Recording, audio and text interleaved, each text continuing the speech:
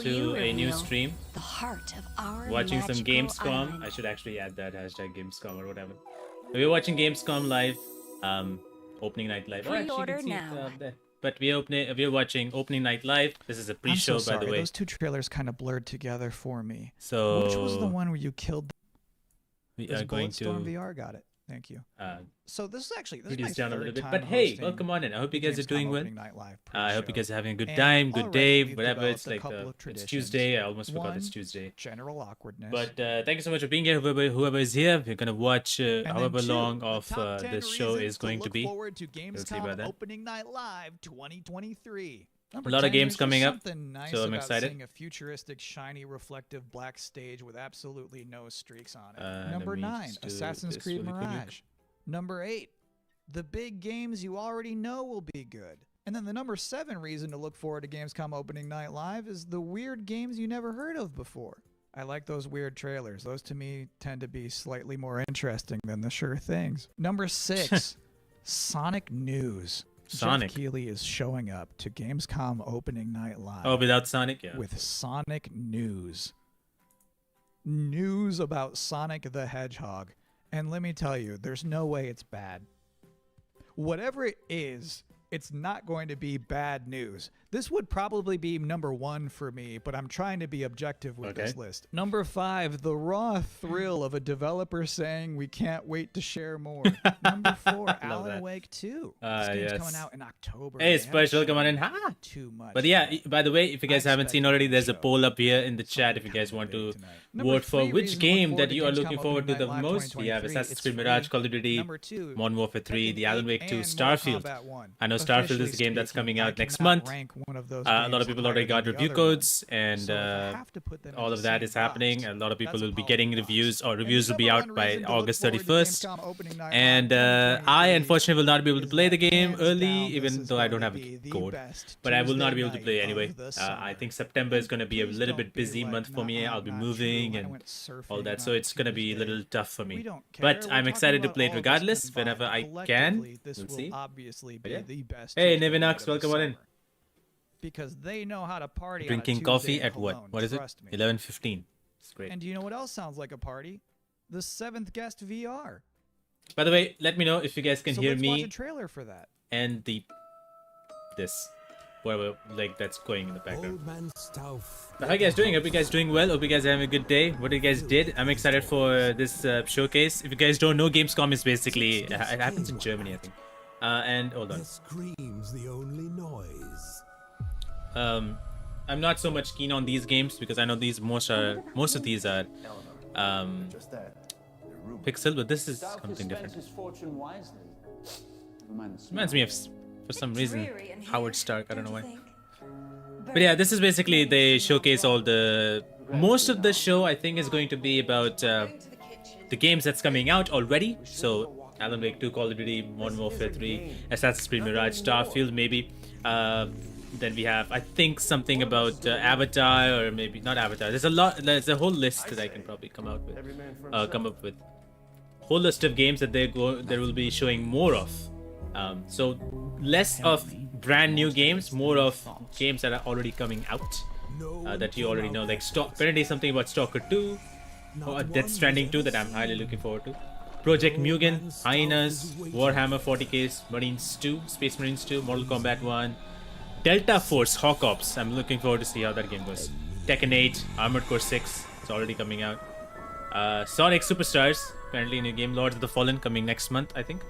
Cyberpunk, the new DLC, Crimson Desert, So Black one of my Myth, Wukong. responsibilities as a pre-show So those are the host games is that's to coming pop up in between in this. scary games. Yeah, there we go. If you have 10 more two minutes scary on this. games back to Stream's back, all there's good. a big Awesome. chance the audience Awesome. can become You guys unnerved and playing uncomfortable. anything in particular? So I'm Playing any here now particular to give you game? a chance to catch your breath, Last time I played a game, it's a game that is coming out, that's already out right now. So I can actually talk about it. I was playing the game called Fort Solis for the last week, and I'll be making a video. I'll be posting the video, the review video, next tomorrow actually. Oh, we have a scary game.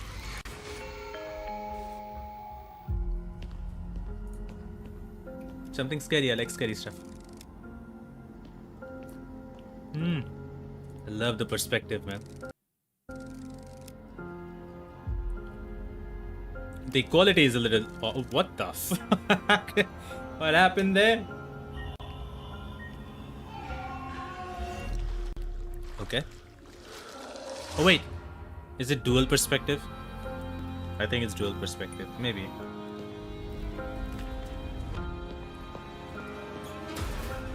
I don't even know if it's dual perspective or not.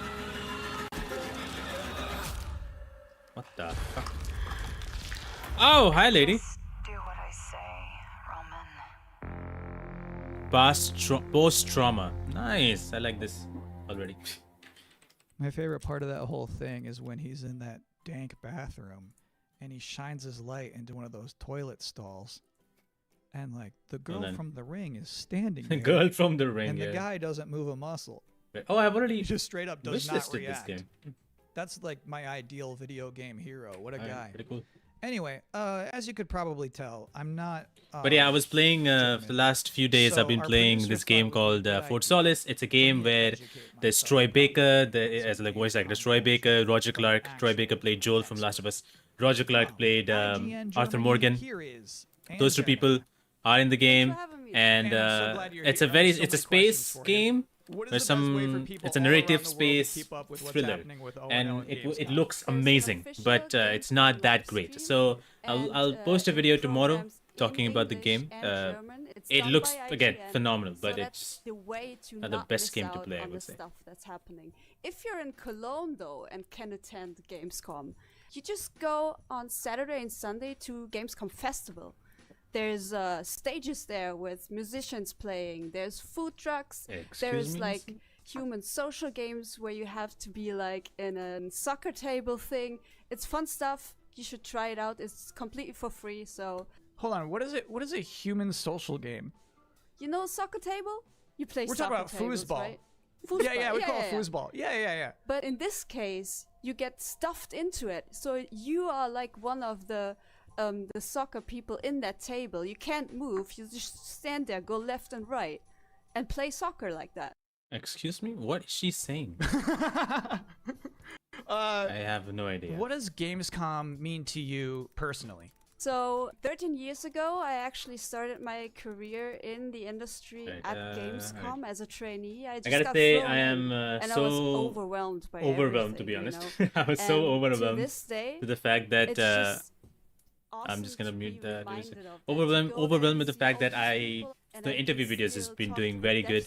Right now, the Devora Wild interview, which is Lazel's voice actor interview, has crossed 120,000. How do you say world premiere? Oh, it's close to 120,000. That's insane. That's my first ever full podcast, an hour-long video, which has got 120,000 views. That is absolutely insane. So it's crazy. And again, Asterian's voice actor also got that interview. Also got around 10,000 views, which is absolutely crazy.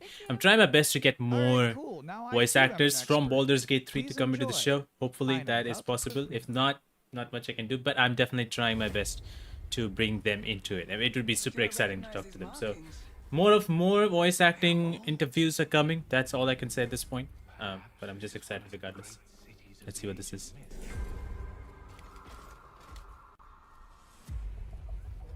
This is no temple of Sigma. By the way, I might be a little late in responding your comments because of the latency things in YouTube. So I might be a little late on responding to your comments. So if you guys are commenting, I might be a little late. But hey, still comment down below whatever you think is going on. Fight on! The banner cannot fall! Warriors of Sigma, stand with me! Okay. Gripping campaign. These are the games that I don't really play. But I try my best to try some new games. Like Baldur's Gate 3, man. I have to get back into that game, to be honest. I have not been playing that game at all. Because I'm just not able to get time. There's a lot of things going on. So I'm just not able to think time or bring time to play any game. There's another game that I want to play called Immortals of Avium. That literally came out yesterday, I think. I want to play that. It's a pretty good looking game. I want to try how that game is and possibly talk about it whenever I can. I have not started that. I got the game yesterday and I haven't started it. I thought of starting it yesterday, but I didn't. So, good on me. But I do want to go back into Baldur's Gate again and try one more time and get better get better at it. I really want to try different things in that game and see how I can go. But I'm just not able to figure out time. That's the problem. Oh, Delta Force. This is the game that that is looking very interesting, but looks like Battlefield at the same time.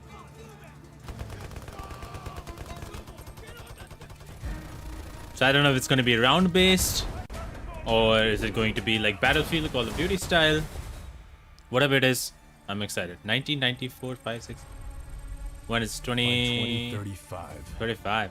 We have formed a new breed of elite special forces who are better prepared to manage these latest threats to our global societies. Same issue here. Barely any time to play. I can understand, man. It's so crazy. I'm trying to figure out a time, but I'm doing so much, I'm not able to. Hey, gameplay of this game. The Delta Force. I haven't played any of the Delta Force games, but it seems like it seems like a round-based game. The AIs are horrible. If that's AI, then it's horrible. Ah, is this an extraction game? I don't know. This here, I don't understand.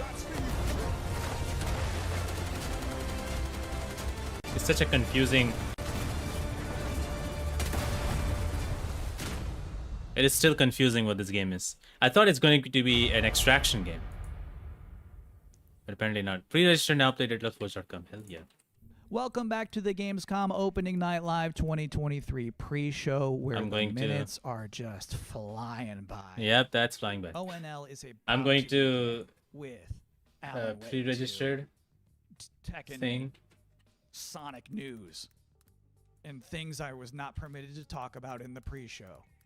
So this bad boy, this is about to wrap up. I have one last trailer for you. Here is Homeworld 3. Oh, Homeworld 3. It's a game that My name is Imogen Sajid. I haven't played. My entire life has been study, Battlefield analysis, planning. I know, right? Today, the galaxy is burning. Yeah, I don't know what that game is. It looks like it could be Battlefield. We've just received a mission briefing. Nothing is redacted because I want you to know what is at stake. We have been tasked with finishing Karen Sajet and the 5th Fleet's mission. Discover the source of the anomaly and the hyperspace attacks and stop it once and for all.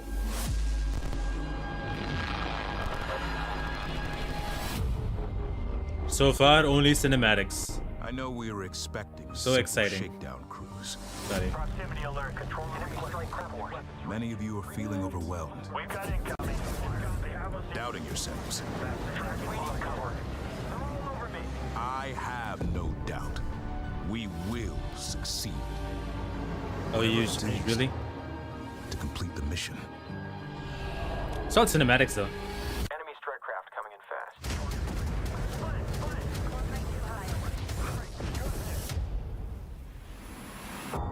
My name is Imogen Sajid. Now, I must be more than a scientist. Okay. I am Fleet Command. Sorry. February 2024. Okay. That made me And nothing. that is it. That's all I have for you here in the pre-show, which of course means that Gamescom Opening Night Live is now mere seconds away from starting. Thank you so much for hanging out with me here on my incredibly cozy couch. Enjoy the show. All right, here we go. The show starts officially. It is appropriate for children. Is any child in this stream right now watching? Please welcome Get out. your host, the creator of the Game Awards, Jeff Keighley. Nice. The Game Awards guy, Jeff Keighley.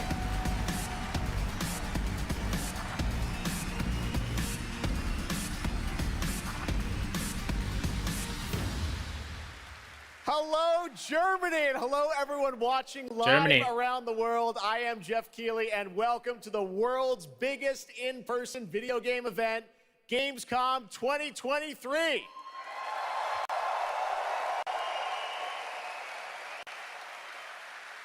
Now, this right here is kind of like the opening ceremonies for Gamescom. It's a preview of this year's most anticipated games. We call it Opening Night Live. And over the next 2 hours, you'll get exclusive 2 hours. new It's a looks long at time, titles man. like Call of Duty, Modern Warfare 3, Alan Wake 2, Assassin's Creed Mirage, and Mortal Kombat 1. Why is the bitrate But so first, bad? We're going to kick things Am I off watching this? with the first new franchise in more than 2 decades from a legendary game studio.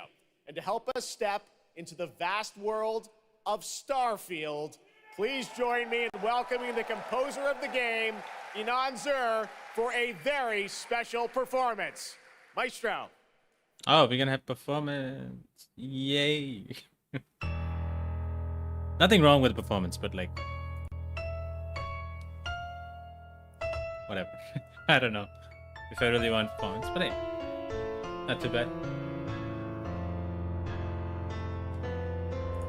By the way, I'm looking at a very late preview, so I hope you are seeing as much as you can. But anyway, Starfield, the game that I will not be playing on the month of September when it comes out, which is unfortunate. How it is. It's like I should be just keeping like this. Yeah, the game is so big, so massive. I do want to try it, even though I've not played a whole lot of Bethesda games, but I still want to try it. It looks so big, so magnificent. I just want to try it and see how that game is. I might grind in this. Yeah, I might play a lot of so many hours. I know this is one of those games where you just play a whole lot more, and I want to do that, but I hope that I can do that. There's a lot of games coming. You know, there's Spider-Man, Alan Wake, Modern Warfare 3 as well that I want to play. Assassin's Creed, all coming next month, the month after Starfield. So I don't know. It's too many games to play at this point. So that's one of the issues I have. Because I want to talk about all of them as well. So I don't know if I can finish anyone. Spider-Man 2, I have a PS5 for Spider-Man 2. Specifically for Spider-Man 2. So yeah. I just hope that I can play the games. A lovely soundtrack.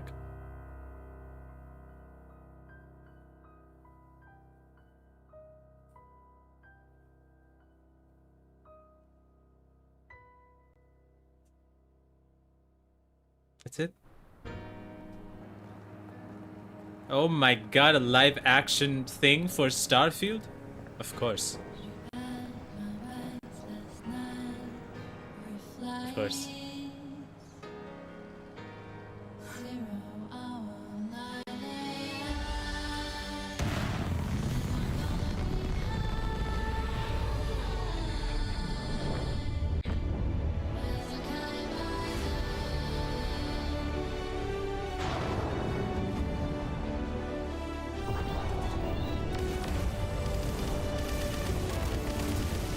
This is sure.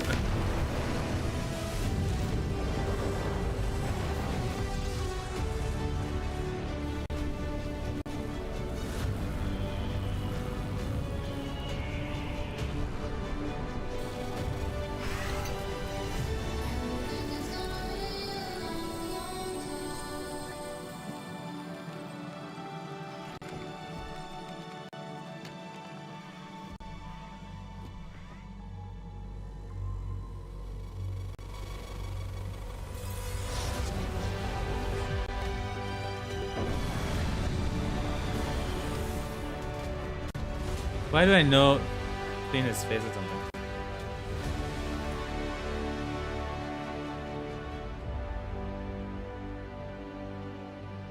Like one of my friends told me, like NASA is doing all the advertisement for Starfield with everything that they're showing, what's happening in space. But yeah, one of the biggest games of this year.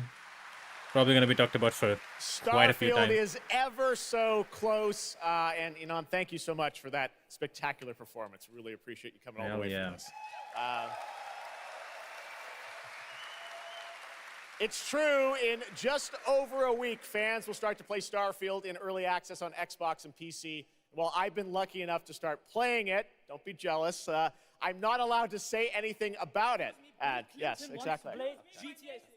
All right. Well, guys, okay. Thank you very much. Thank you very much, guys. Really disappointed. They're disappointed. That's just so disappointing. This is such a special night for so many developers, and it's really disappointing to see someone act that way. But we're going to move right on with the show. What was that? Great games to show you. What was that? Really, it's just so. Why did that guy came up and sad said to me to see GTA something 6? like that happen tonight? We're here to celebrate games in this community and how much they mean to us. So, without further ado, I want to move right on with the show because we got a lot to show you. And the good news, Gamescom, is we have someone very special here who can be here to talk about Starfield. Please join me that was in welcoming hilarious. to What Opening the Night fuck Live at happened there? Gamescom for the first time ever, one of our industry's greatest creators, the director and executive producer of Bethesda Game Studios. That's right, Todd Howard, everybody. Sorry, I think that was a whole setup. That was a whole setup, man. There's no way that was not. They came in and they just went out. No security, nothing. Just came in and went out. So that was the whole setup. Definitely whole setup. There's something about GTA 6 is happening, so. Holy crap. Oh, I have no idea what that was. Todd, thank you so much for coming all this way to Gamescom. We have a lot to talk about with Starfield, but first of all, is this true? This is your first ever time at Gamescom? This is my first Gamescom, and you were right. You said how great the crowd is here, and it Speechless, I know. and just Todd all Howard's the first fans Gamescom. that come here for the biggest convention in gaming to celebrate games. And I figured, it is our first new franchise in over 25 years. So if I was going to come, it's for Starfield. Yeah, yeah. We all welcome you to Gamescom in Germany, and we're all very excited to step into this new world, Starfield, and the next week, early access. Set up for people, why did you want to make this game, Starfield? Why did you want to create a new world?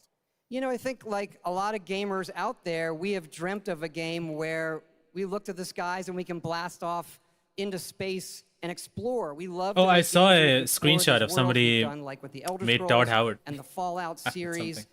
but we wanted to do something brand new where you could explore with complete freedom in the galaxy. It's a game we've always wanted to play that we think a lot of people wanted to play as well. It's kind of that dream game. Yeah, I wish I could talk about it, but it's quite an experience, and I know everyone here is very excited to jump in soon. You did bring some stuff to Gamescom to show to fans. I know there's a theater. Tell us, I know you've been, sharing a little bit about the game, but I know there's a lot you want people to discover when they play it. What did you bring here to Gamescom? Yeah, it's really cool. We've built a 300-person seat theater where we're actually showing the beginning of the game. Oh, and you start out wow. as a miner, and you touch this artifact that affects you in some way, where you see a bit into space-time, and then you get to create your own character. Our games are about creating and being whoever you want, and then you're off on adventure. Yes, let's talk a little bit about this adventure. I know, people have been wondering kind of what the main quest line is going to be after you create your character, which is something that I know. I saw even someone on the internet this week created you, I think. Yeah, that? there you go. Tweeted out a picture. They had somehow figured I out. see a lot of things on the internet. I don't know. I'm not sure that's real. Well, the thing is, I think you could literally It is create real. whoever you want and then enroll yourself into this adventure. And tell us about sort of how the adventure starts. What can we expect? Well, you jump off. You're joining Constellation, which are the last kind of group of space explorers, like NASA meets Indiana Jones searching for these artifacts. But the story goes a lot of places. The game has a lot of surprises that we haven't talked about. I don't want to spoil them here. Yes. But really, really happy with how the story turned out and where it goes. Yeah, it's such an epic experience, and you and your team have done so much for this industry, and the fact that you guys have worked through COVID building this and coming on the other end, we're so excited for everyone to get a chance to play it. So thank you for all you've done for our industry, Todd. Everyone, Damn. Todd Howard. Thank you. Can't wait for you to play the game. Thanks so much, Todd. Todd really Howard. appreciate it. I think it's now Jeff Keighley's new best friend. All right, well, tonight is largely focused on announced games, but we do have a few surprises along the way. And Oh, next it's time nice. for the global reveal of the third installment in a franchise that is very familiar to Gamescom fans. Here we go. Forbidden West? New Horizon game? Or something else, I don't know. Bandai Namco. I don't know if it's a new game or something. Oh wait, I know. I've seen the character, so I don't remember. I haven't played it then.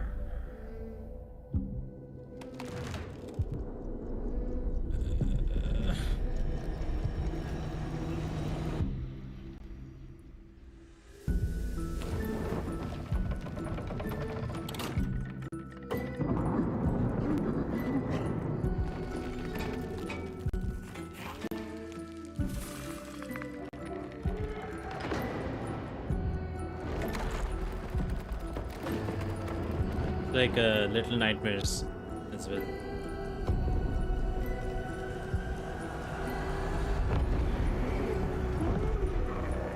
Oh yeah, Little Nightmares 3, yeah. There you go. I'm an idiot one. But I don't remember any of these characters, so these characters are new? Took me a while, Spurs. Thank you so much. My god, I was so bad. I played both Little Nightmares. And I'm like, what is this? Something new. 3, nice. How did it took me that long? Nightmares 3, and joining me now are Corley and Lucas from Bandai Namco to tell us more. Lucas, thank you so much. It's great to have you back here at Gamescom to announce another Little Nightmares. Thank you, Jeff. Yeah, it's really great to be back. We're very excited to announce Little Nightmares 3 tonight. The franchise has a long history with the show. I mean, that's where we announced the first 2 games. So for us, it was definitely the best place. Best show. Bad memory too. Dude, I'm looking at it. I'm like, that's Little Nightmares. It's not Little Nightmares 3, of course.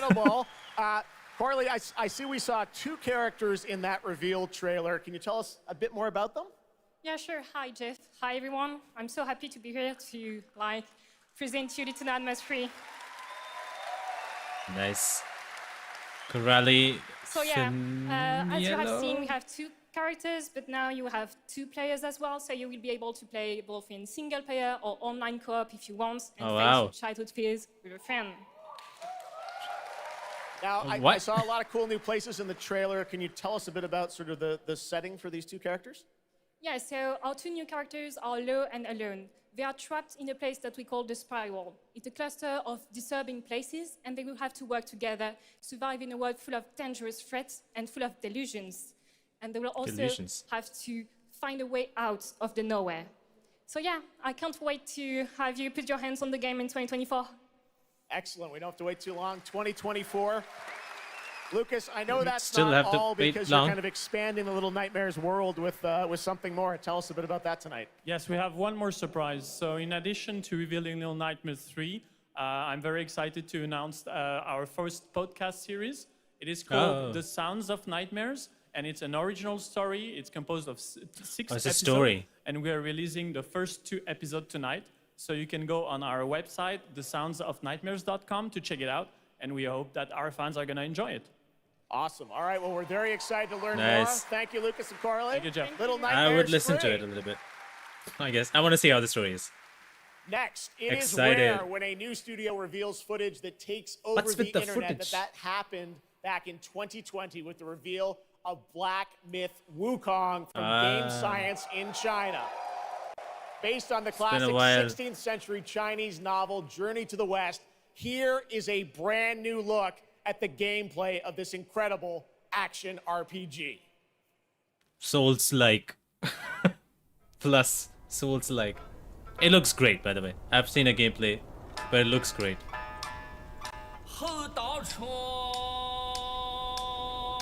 What? It's not a glitch, right? How is he singing?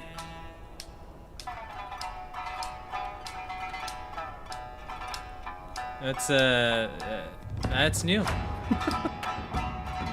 Okay.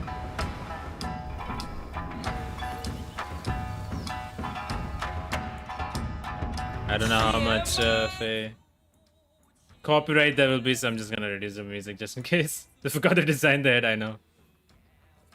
Not gonna reduce the volume because I don't know. You never know what happens.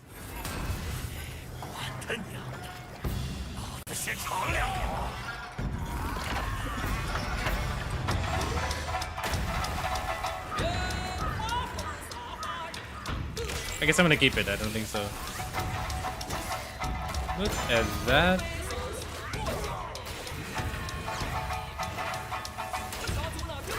Bam!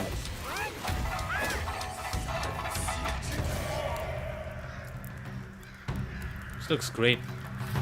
Definitely a game that I cannot play.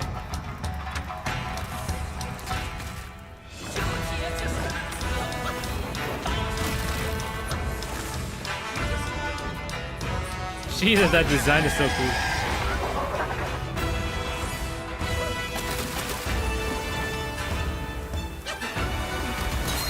God damn.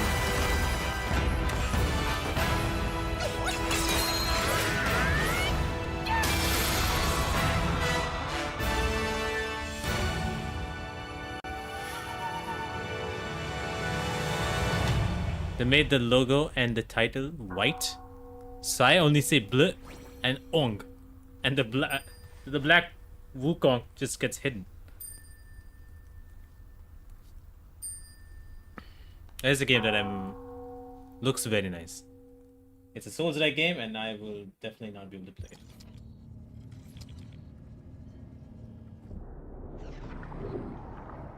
Well, that's comforting.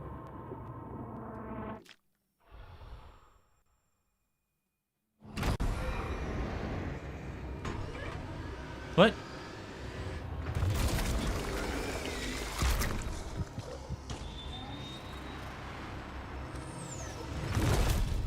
Gears?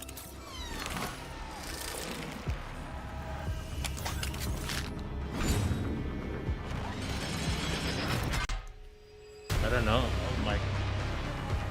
What is this? Gears? It's the only thing that's coming to my mind.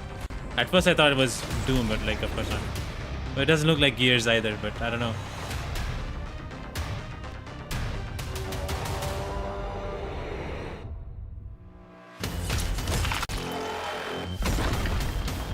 Well, it looks like Doom. I don't know what this is. There's something like Doom. Killing Floor. What? Killing Floor is getting a third game. What? Jesus. Game Pass. Is this game on game? Oh, this game. Age of Empires. Killing Floor 3. That's insane. I have Killing Floor 2. I played it four times. I got it so late that the best servers. Wow, Killing Floor. That's quite interesting.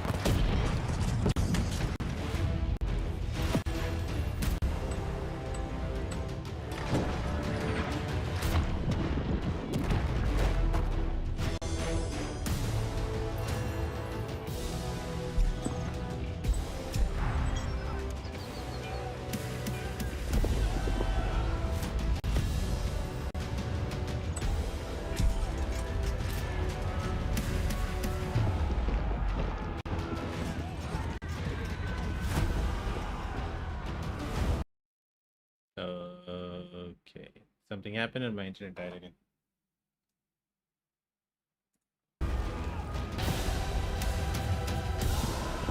It's great. They are having a great time with everything else. I'm just gonna increase slightly the frame rate just to make it a little bit better. This is not Age of Empires. Oh, it's Age of Empires. What? Anniversary edition. All right. But yeah, dude did get cyberpunked. What a great surprise. Age of Empires 4 Anniversary Edition, an award-winning game on PC, is now available on Xbox consoles today. That's right. Oh, Xbox consoles. All right, next up, we have something extremely special for you. We have one of the most iconic filmmakers of all time in the house. The director behind the legendary films such as 300, Man of Steel, and Army of the Dead. He's come all the way to Gamescom to talk about his new film, Rebel Moon, which is on Netflix December 22nd. Gamescom, please give a warm welcome. I don't know why his movie is Zack Snyder. I was like, I don't know why Zack Snyder's movie is being telecasted here. Unless it's gonna be like, oh, the character's gonna be in Among Us game or something like that. I remember the last time something like that happened was for Too much.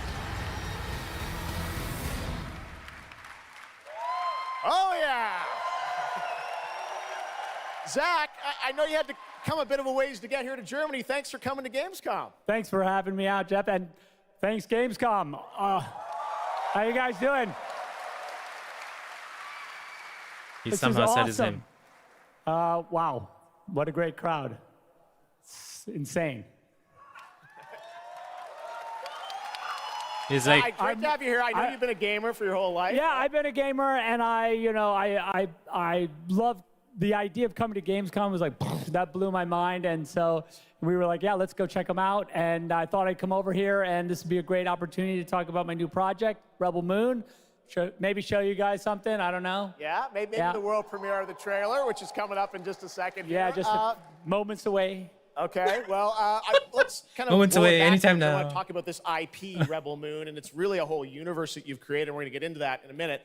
But what was the original inspiration for creating this new world?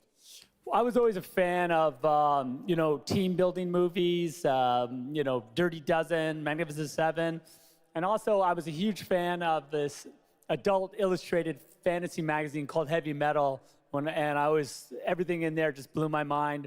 And I really loved how intense it was and how crazy it was and the worlds that it introduced me to. And so I thought, this is a chance. And my awesome partners at Netflix were like, go do it. And so I got a chance to make this movie. And you've got quite the cast in it. I know Anthony Hopkins. Yeah, Hopkins plays this robot, amazing robot. And it's an insane ensemble. And of course, Sophia Boutella is really the heart of the movie. And you'll see her just kicking ass through the entire film. So it's fun. And what I love about, you'll see it in just seconds, awesome. but there's even more than just the films. And part of the reason we wanted to have you here at Gamescom is I know you're kind of expanding on the films with a whole universe of things that are going to be, narratively linked to what you're doing with the movies. Tell us a bit about what's in store. Yeah, we're also super excited to reveal that we're making a video game for Rebel Moon, and the game we're developing with Super Evil Megacorp, and it'll expand the Rebel Moon universe. Evil Megacorp? It takes place right after the events of the two movies, and it really is I've been talking with those guys and really interacting with them. The ideas they have and the way the game's going to expand the universe is just unbelievable, and I'm super excited about it. You'll be able to pick your rebel and then go on missions, and it's like 1 and 2 players in a co-op, and it's crazy. But we're just starting to talk about a bunch of other crazy ideas inside the game, so it's really fun, and that's coming. So keep your eye out for more. All right, well, we love it. The films, the game, and more. Right. But let's roll it back to the movie because we are going to get a first look now at this incredible film, part 1 and part 2, right? Yep. Those who wait, it's been a number of years since we last heard an update on Crimson Desert, the new open-world action-adventure from Pearl Abyss in South Korea. This game. Well, that changes tonight because the team has prepared a very special gameplay update trailer to share with the world first here at Gamescom. Crimson Desert. I have forgotten about this game.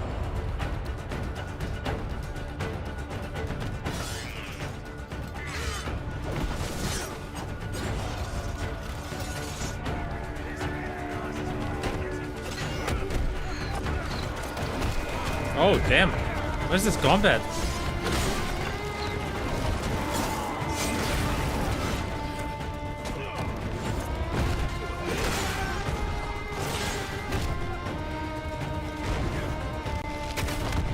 Oh my god. This looks great.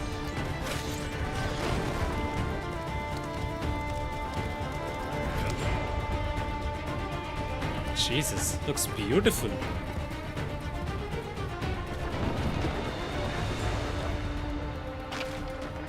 Oh, he fixed it up nice. What the fuck? Are there no dialogues? This looks great, man. Oh my god. He just did GTA.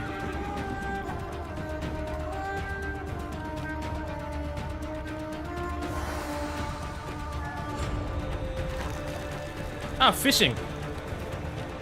What is this, the new Red Dead?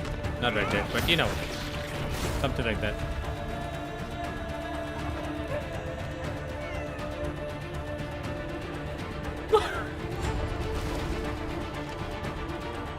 Dude, this looks promising.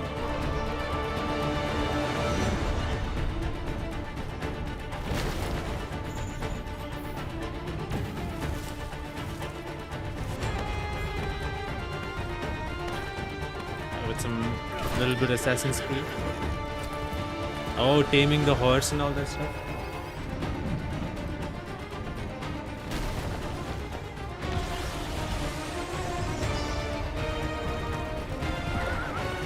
Oh, did he do a drift? Oh my god. Oh, what? Dude, this is incredible.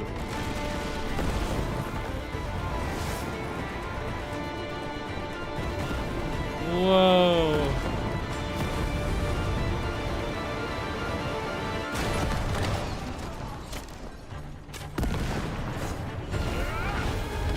Jesus Christ.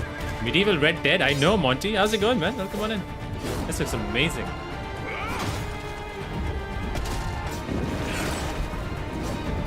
Giant monsters. Machinery. It's like a mix of everything in a bit, like visually. Like it has a little bit of Tsushima, Ghost of Tsushima has a little bit of...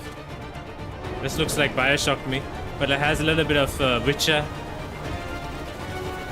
Assassins, you know, crazy. Jesus Christ, this game looks beautiful.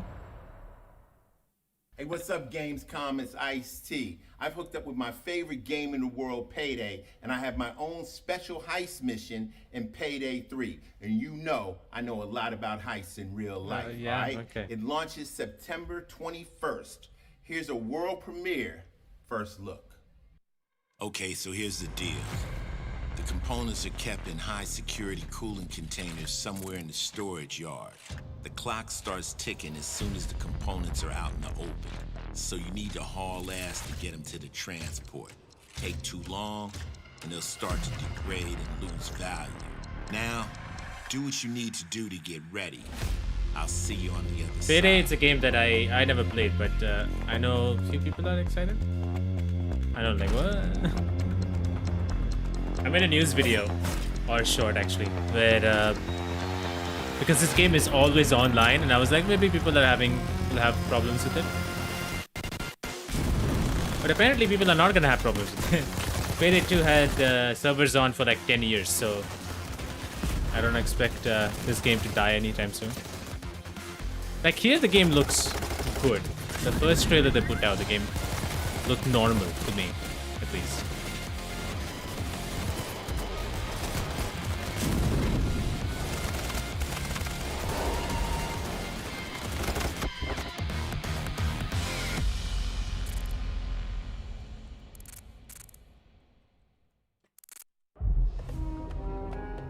Assassin.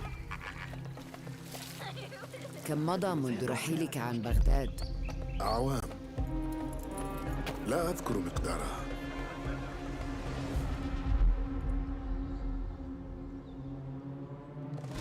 كنت أعرف دائما أنني سأعود يوما ما. لقد عاد للتو من قبل. كنا في المتجر وليدا. قضيت الكثير من طفولتي في هذه الشوارع.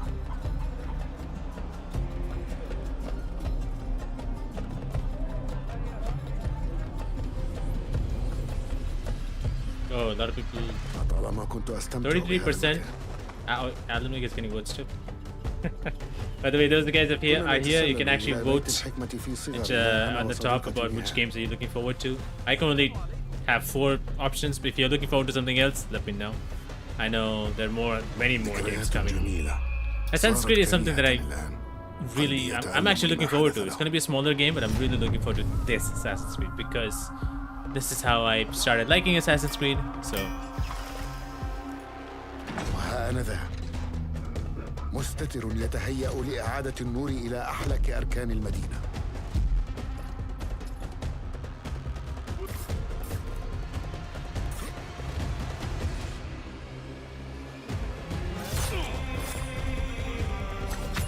إني أبعد نصلي عن الأبرياء وليس عن تنظيم القدماء.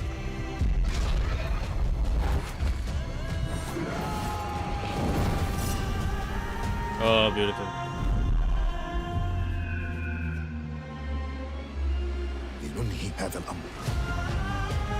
I love the theme music. Pretty cool.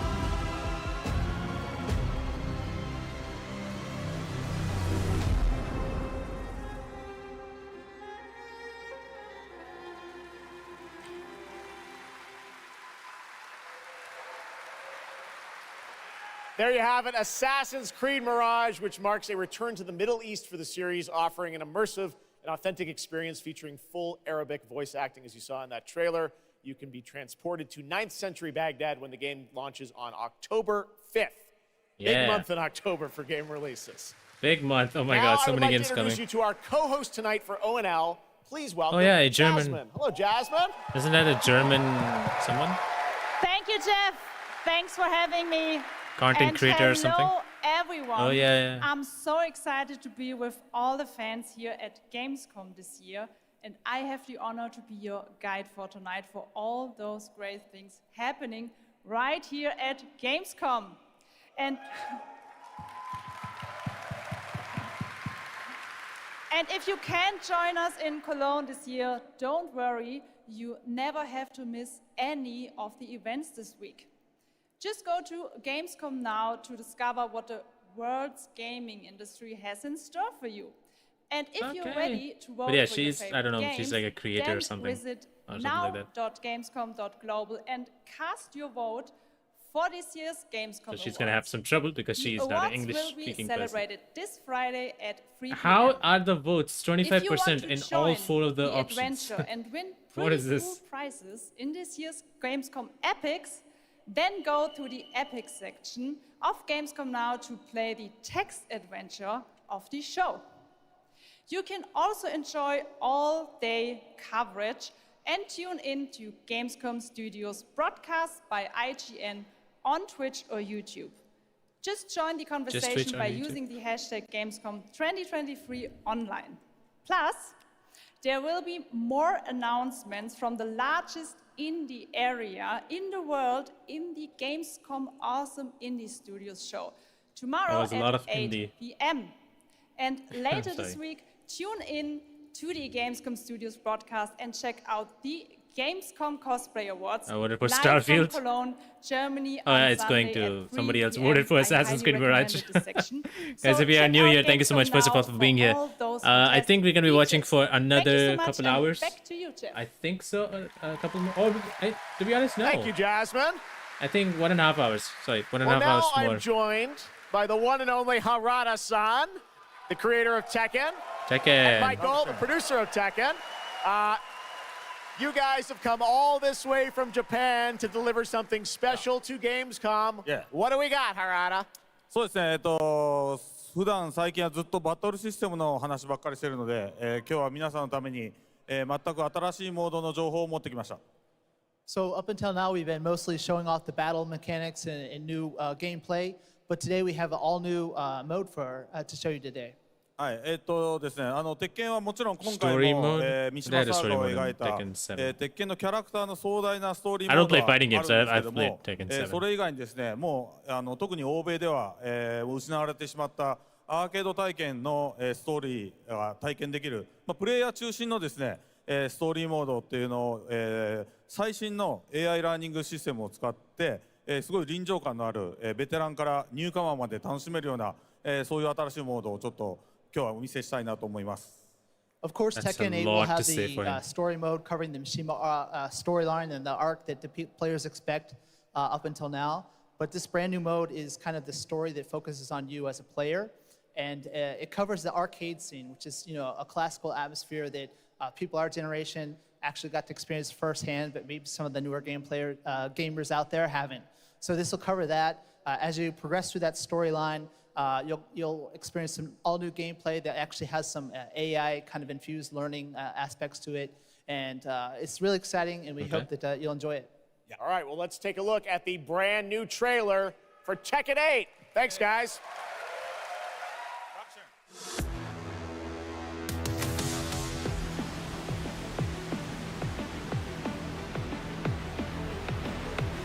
Fist meets fate. Going somewhere? Yes! 32 unique fighters. Si poi vazgeçse. Es hora de entrar. New Tekken Saga begins. Observa! Oh, not these guys again. Is dead. Hey, Mishima. Let's go. Oh, isn't he? Willst du im Sparring gegen mich antreten? Yoshimitsu Kento!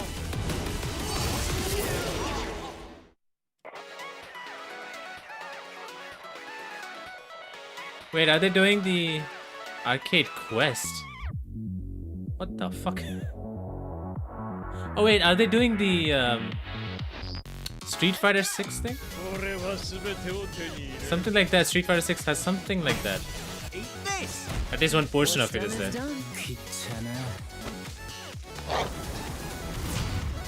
Damn.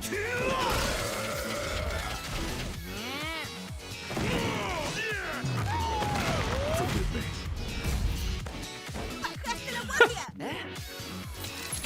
Oh my god. I don't know what his name is. I think it's bad. Or something, I don't know. Yeah, something. Street Fighter 6 does something like this.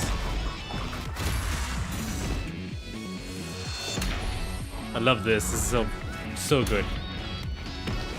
8 is part of a chain. So good. Nice. Everything is getting new stuff. Sorry.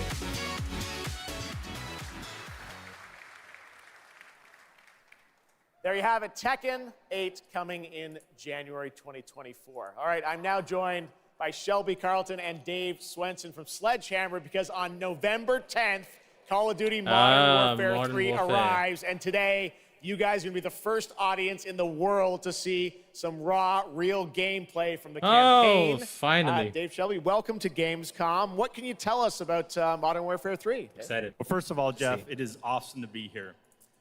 Modern Warfare 3 this year is the complete package. We're shipping 16 multiplayer maps, all from the original Modern Warfare 2. These maps have been modernized with new gameplay and features. We also have open world zombies. This is our largest zombies. Yeah. Open world. Interesting. This is our largest zombies offering ever, and for the first time, it's set in the Modern Warfare universe.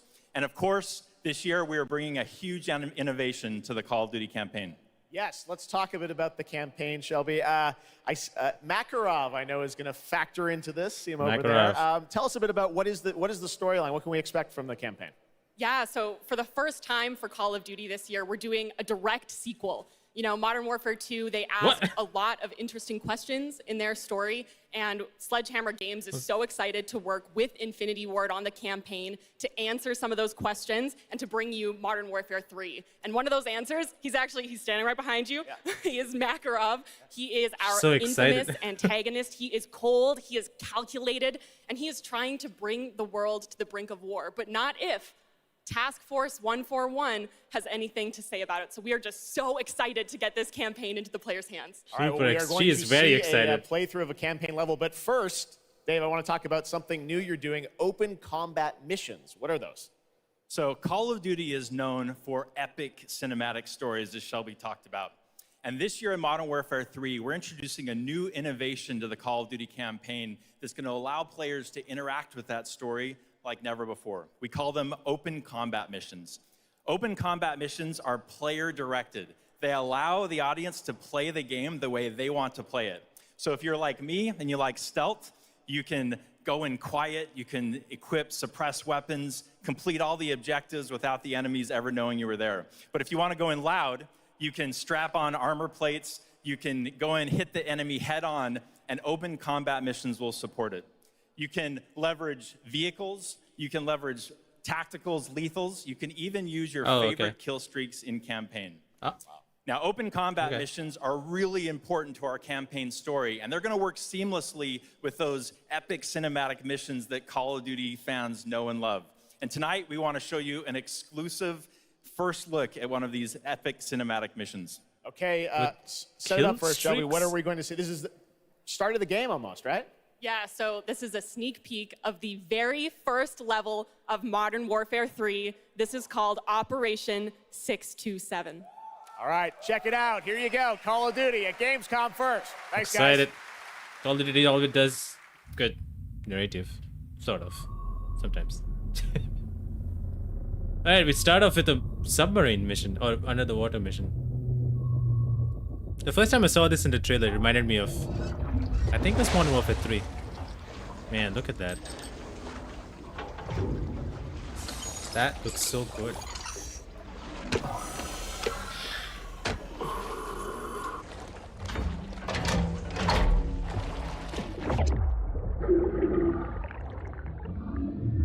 Oh, I can see reflections of the other guy. That's pretty cool. Sorry, it's just very tiny detail, but...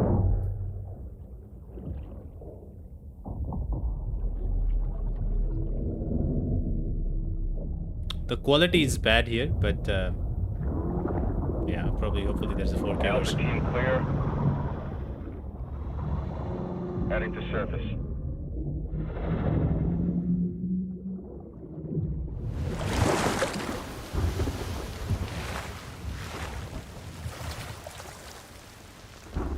All teams, eyes on target. Phase 1 complete. Charlie copies. We're set. Roger that. Moving to phase 2. Patrol boat 2 o'clock. Get under.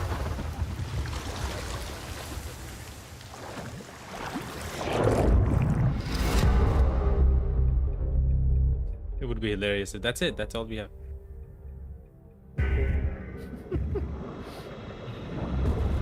Stay tight. Roger. No movement. Is this gameplay? I'm not. I don't know. This doesn't look like gameplay.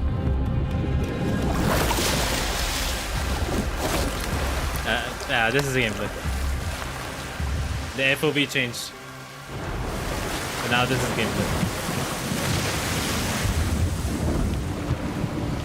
Dude, ever since the new engine, like, the game has done a phenomenal job with wetness and water. Hooks up.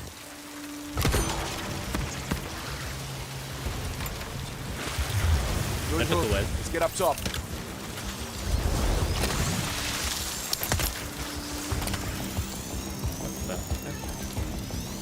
I don't like the FOV though. I would always increase to 90s most of the time.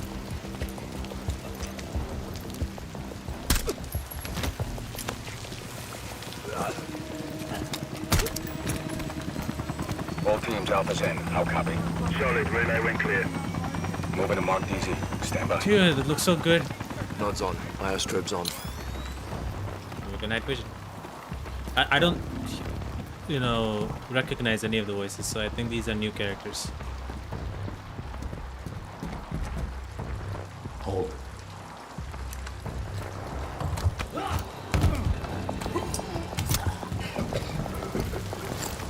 Drop him. DZ clear. One shot to the head would have done it. 3-1. Kill the leg. Alpha to Bravo 1. Marking with IR. Confirm visual. Oh, marking visual. When I see this, it reminds me of Modern Warfare 2 when we were trying to rescue Price.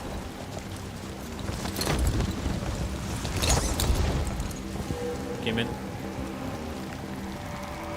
All teams. Bravo's on deck. Pushing up. Alpha to Charlie. You set? Affirmative. All teams green to go in phase 2. Check. Man, the wetness. Love it. When you see it, you feel like, okay, well, at least it looks like it's plastic, but like it just very good. The storm, the wind looks very nice. At least here.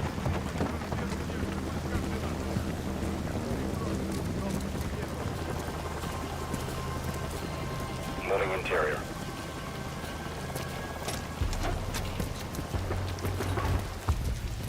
All clear. Descending stairwell, south side.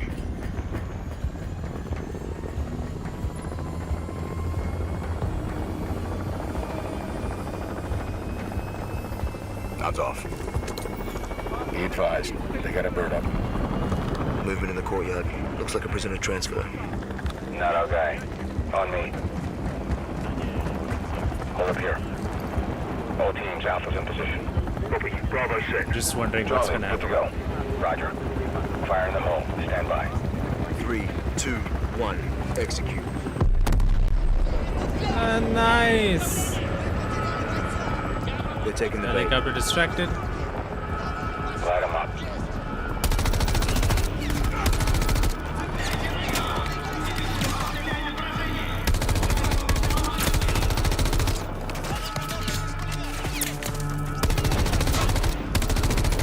I could never play in console. There's like a... I don't know why, but it felt like at least that there's FPS drops. It could be because of YouTube, to be honest. Very hard to say.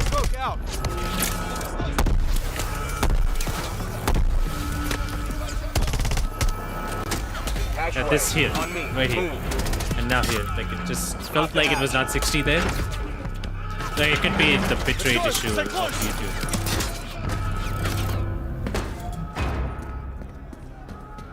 Bravo. Alpha's in the tunnels. What's your status? Can't see shit. the control room. Waiting on you.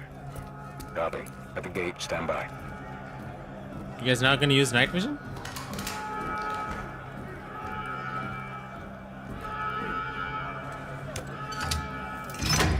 All teams, let's roll thunder. Bravo, pull the plug. No one heard that. Blackout in 3, 2, 1. Execute. Oh, nice.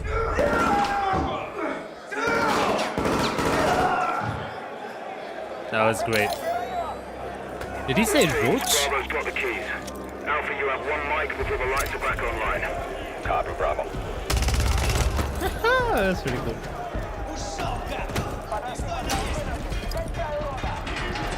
Oh, this is pretty good. Kick off the riot. Roger. Kick off the riot.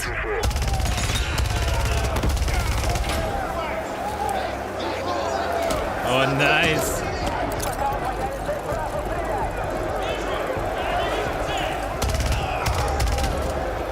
How is he gonna reload? Hasn't reloaded yet.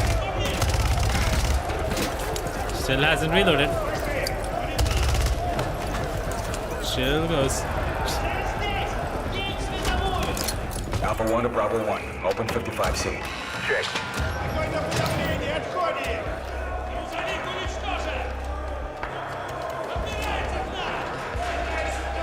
A lot of darkness.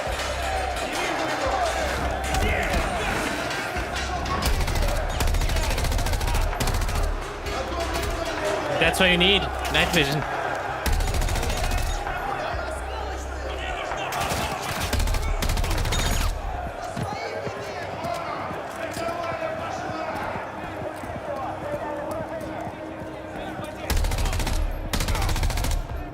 Clear. I will probably fall victim to this game again and buy it by paying, what, $70? This game is actually even more expensive. But I'll probably fall victim. I've already fell victim to Modern Warfare 2. But let's get our guy. I haven't played a lot more. Ready, breach? What are we getting? Is this supposed to be Makarov?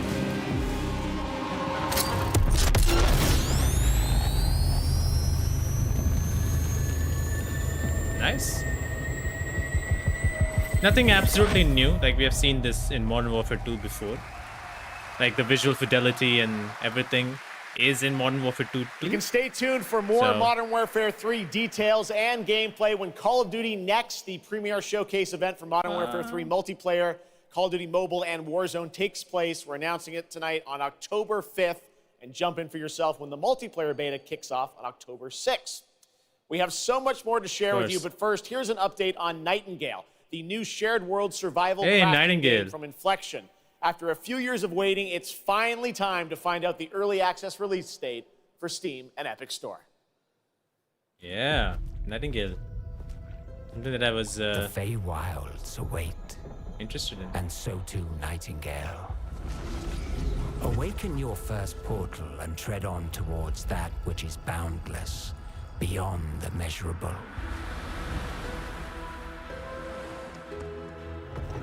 Sequestered, struck by woe and lacking supplies, the question becomes, wilt thou be a survivor?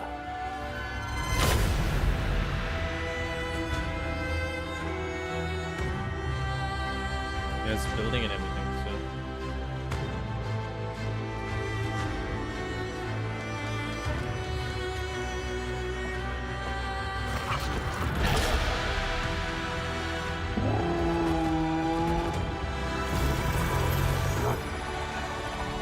Regardless of which portal variety you favor,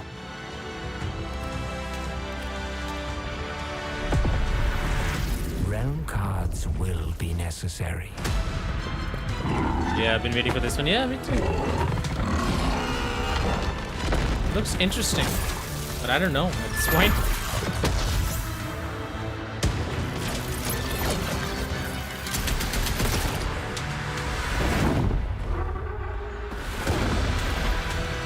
Big boy. That's a big boy.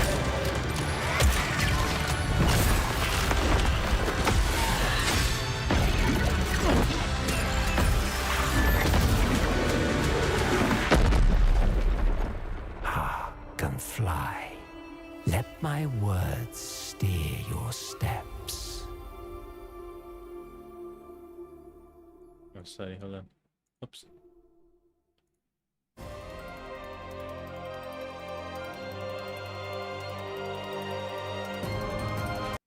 Sorry.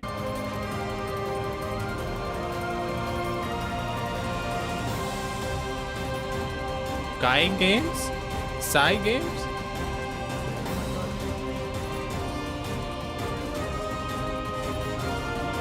Yeah. The astral realm is Lilith's Wait, home. One way back is to restore the forbidden primal. I don't know. She will this reminds me of utilize the something power else. of the four primals and attempt to cast open the gates once more. You can tell primal beasts were weapons created by astrals. Their powers are capable of untold destruction. Untold destruction. Beast. Is that what you call primeval gods? I sense something, but I can't put a finger on what. That doesn't look right from up here. No. Feels like overkill for a glorified treasure. Something's blocking me! I can't get through! Oh, primeval god, I beg your forgiveness.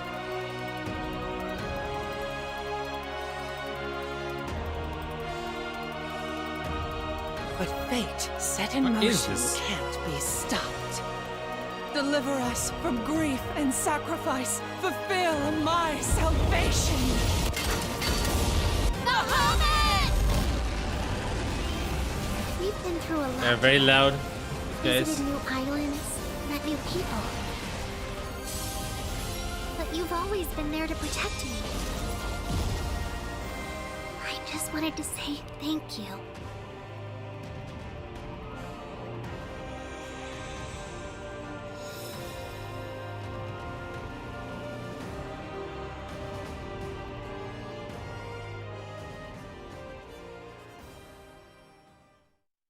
Hey everyone at Gamescom, Gina Torres here. I play General Kirkin in Immortals of Avium. Oh, Immortals of She is Avium. Jack's mentor. She is tough, and she I wanna is play that conflicted game, about actually. how to win this ever war. I have it, that's but, all I can haven't say. started it. Take a look at the game. It's out today. Yeah, it came out today. Today or yesterday? I thought it was yesterday. Well, at least I got the code from Jack. EA, so I wanna time. try it out. It's a first-person magical game, at least. And there is some copyright Hand music. fight. Already is. And we're still losing. Love the details. Looks very good though. Just reducing the music.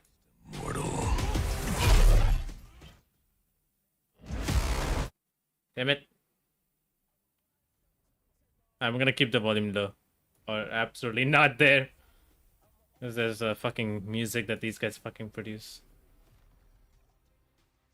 Disappointing, but yeah. It's a game. First person, magic. Looks pretty good.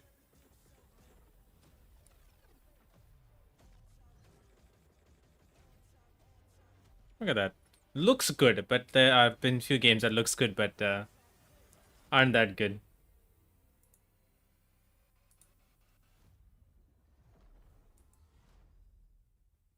Nice.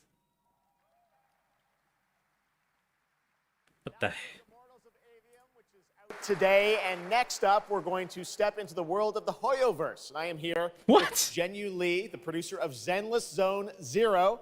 Zhenyu, welcome to Gamescom. It's great to have you here. Thank you. Yes, fantastic. It's a great honor to have you here. We've been very excited to hear more about ZZZ, the next game from the Hoyoverse. In the Hoyoverse, can you tell us a little about what you brought to Gamescom for this ARPG? 非常荣幸今天来到 Gamescom 这个舞台。 So hard for these guys to come along and they can't talk English, which is fine. It's a translated. 幻想类的 ARPG 游戏。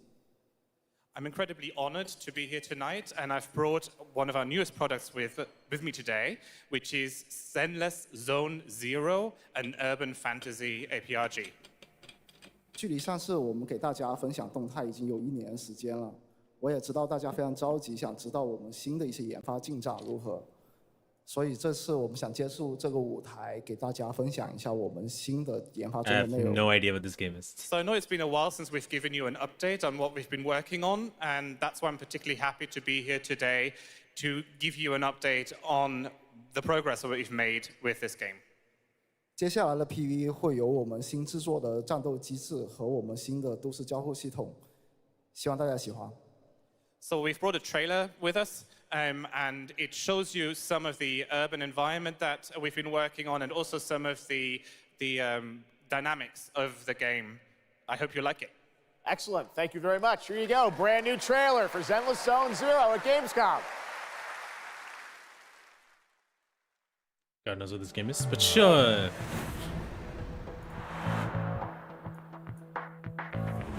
Still got like I think an hour is left of the show.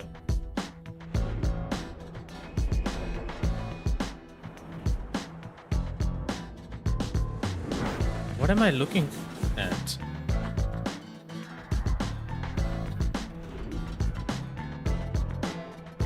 Let's go, maybe later. It's like Persona a little bit. There's a look and costumes.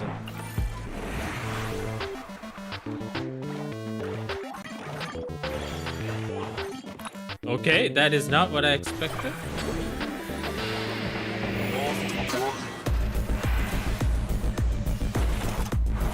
Oh.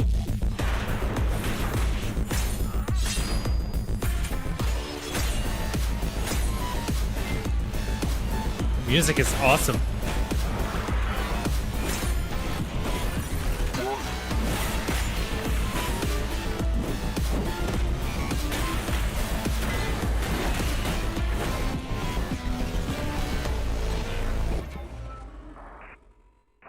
I could not understand a thing, but looks good.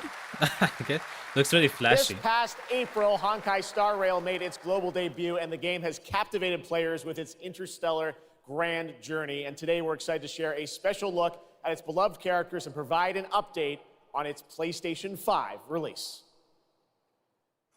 Oh, it's The Lawful's this game. reconstruction efforts are ready for inspection, General Fu Xuan. Fu Xuan? Oh my god. That's a hilarious name. Thanks to the Skyfaring Commission, Starscape Haven is back to full capacity. Allowing Jin Ren to serve as a military instructor was a wise decision. The troops' morale is sky high. And the Realm Keeping Commission has completed repairs in Exalting Sanctum. Harmony has returned to the Xianzhou. I don't remember Exalting Sanctum ever having one of these. I don't know about these games, but Evil transported us here. Great work, General! I could never take these games seriously. They're very chill, not chill, but very lighthearted. which is fine. But it doesn't call to me one bit. It's funny because games like these do well somehow. A lot of people play this or these type of games. Like Genshin Impact has done so well. But it's just a game that it doesn't call out to me at all one bit. I would actually rather play Street Fighter 5 than play this. Sorry, just something that I have. Trained in days. Looks like I'll have to help Jingyuan get these slackers in order. You have nowhere to run. That's really anime. We got still more Hoyoverse for you. Genshin Impact is nearing its 3-year anniversary, and the game just released its 5th nation, Fontaine. Here's a look at the nation surrounded by water, plus the announcement of a brand new concert series coming, hopefully, to a city near you. No, definitely not coming here, so. Hoyoverse, my goodness. Here comes Genshin Impact, the other one. It's called Hoyoverse. I had no idea.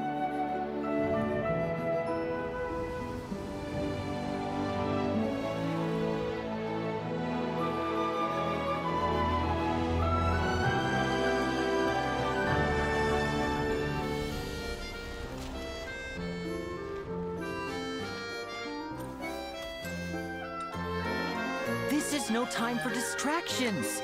Seriously, you have a great magician standing right here.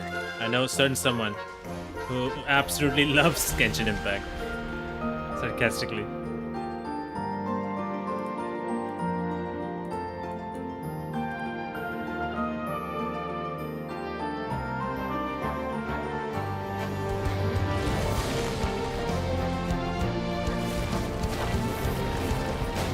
I'm just gonna reduce this volume a little bit. I played Genshin Impact when it initially came out, and it was very popular already. Not initially came out exactly, but like at least a month later or something. Or a couple of months later, I don't know. I couldn't get past the first hour. Just something that I couldn't get into. Genshin concert. It's happening in London? This October, Lords of the Fallen releases an RPG adventure where he plays a Dark Crusader who can access a parallel dimension, the Umbral. Here is a first look at the brand new story trailer for Lords of the Fallen. Lords of the Fallen. It looks good. I don't know if it's a game that I can play.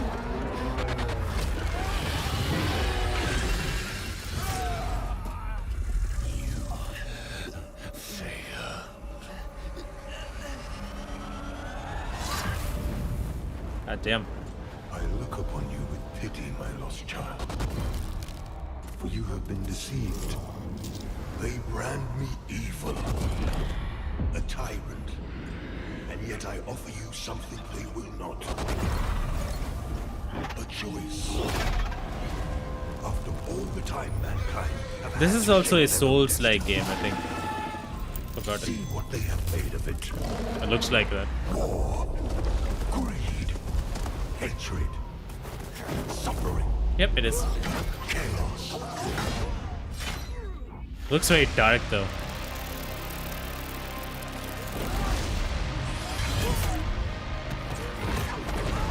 Now you will know darkness, brother.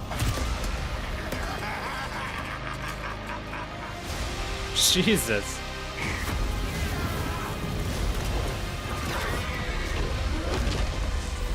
You are in the presence of a god human. Kneel before me and beg for forgiveness.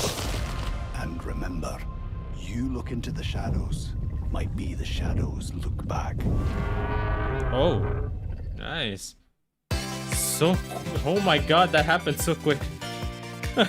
That happened so damn quick. Holy shit, that transition from the release date to this game. God damn.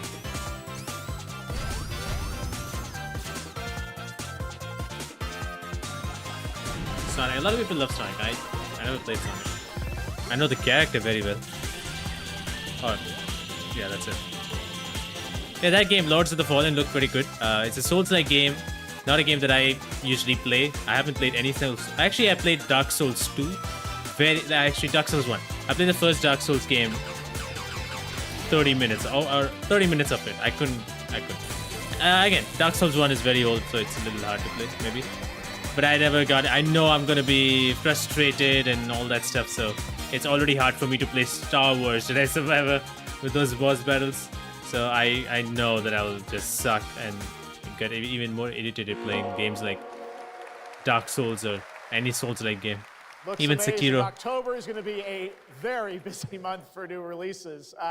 And yes, there will be full 4-player co-op gameplay in Sonic Superstars. But that is not all the Sonic news we have for you tonight at Opening Night Live. Of course. Because we also have a special update for you on Sonic Frontiers. Few people said, few people excited. Few people are like, okay. Sonic Frontiers. Hey, cinematics. Isn't that what everybody wants?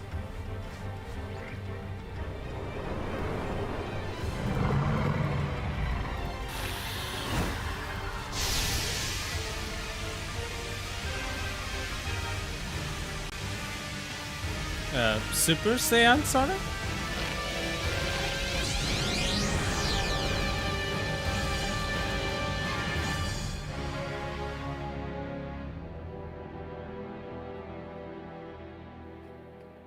Well, that's fantastic. Oh, free update, nice. I know, went Super Saiyan. Hello again. It's so amazing being here at Gamescom. Did with somebody all the boo game her? devs, Or publishers, something like that? and of course the fans. I thought she was booed, I don't know. Gamescom is the world's largest video game event. Nothing wrong Just against it, check but out this whatever. footage from last year. There are so many opportunities to celebrate games and connect with your fellow friends. And She will earlier, never know. I mentioned the Gamescom cosplay area, where you can see amazing game-inspired costume, just like this. Nice. Now I'm here with Mochi Dragon, Rainbow Raven, Zaza, and Saphira. Mochi Dragon, can you tell me how you choose a character to cosplay? For me, there are 3 things required in order to decide on a cosplay. The first thing is, do I like so the game weird. or the media where it's coming from? The second one is, do I enjoy the character design? And the third one is, does it have a little challenge in the cosplay making progress? Aren't you- Like sewing a corset like my princess has here, or imitating bone structure with foam. And what Aren't you makes cosplay at Playing an Gamescom iconic character, like... For me, it's definitely being able to play all of these awesome games in cosplay at the booths of the developers, as well as talking to the producers of the indie I games, don't know who she like is, having the other one. first-hand conversations, and of course the cosplay village. Thank you so much for sharing your costumes with us, and I wish you Sharing a your great, costumes? wonderful Gamescom. Thank you. Applause. Applause, please. Sorry, just not trying to make fun of it, but it is funny. Before I go, I would like to tell you about the Gamescom event arena. Friday through Sunday, there will be live shows from this stage right here in this hall. Check out creators, gaming events, and esports competitions live from Cologne, or tune in online. Join and follow us on Facebook, Instagram, TikTok, Twitter, Twitch, and be sure to use the Gamescom hashtag 2023. Thank you so much, and back to you, Jeff. Hashtag trendy? Thank you, Jasmine. It's great to have you here. All right, right now we've got a first look at the First Descendant, a next-generation action looter shooter First from Descendant. Nexon. The cross-play I've open heard. beta is going to be held September 19th to 25th. I have no memory of the First Descendant, but... I still don't have any memory of this game. The will of the ancestors. Accept your calling, descendant. The Descendants are risking their lives for us, for Albion. Rise, my warriors. Give your lives for Clip-Off. Oh, nice. It's the Ironheart. This could wipe out all of the Vulgus, right? Oh wait, is that the one with the big rifle? I don't know. Countless descendants have shed blood to protect Seems the like that. sanctity of this great place. Despite their efforts, humanity is still at risk of extinction. And you are the only chance we have. Oh, pretty.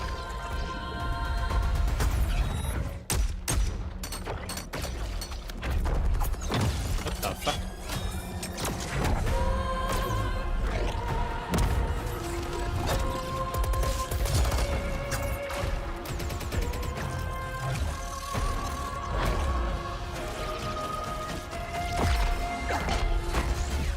This looks too sci-fi. There's a grave walker. Oh, was this like the Destiny look-alike thing?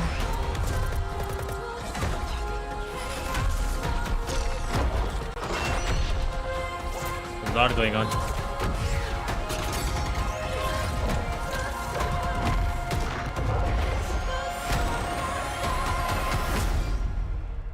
So it's a lot of particles and a lot of things happening. So, hello? Okay. Hello? Hi. How's Surface World? Good. Everything's fine. Great. How are you? I like playing Tired, games like these. But in a good way. Busy. Whoa, that's a big Unitrench is still Unitrench. I'm worried about you. I heard there was a storm coming. I told you, I still need time. Time to what, Stan? To drink. Because as far as I can see, you're just treading water. We're upping the extraction rate. Maximum output. I don't expect you to understand. You're not the only one who's suffering. I need you with me here, now. I will be. I promise. Under the Waves, yes. I love the narrative games. It's so good. I You're love right there. On the verge of something special. Starfield? Oh, Jusant is also very good. Very good game.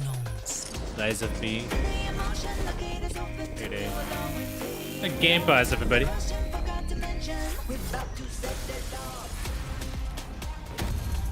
The Game Pass, everybody. Should be a tone of this game. Oh yeah, I forgot that. What's his game name? Oh my god. Texas Chainsaw Massacre is in Xbox Game Pass. Forgot about that.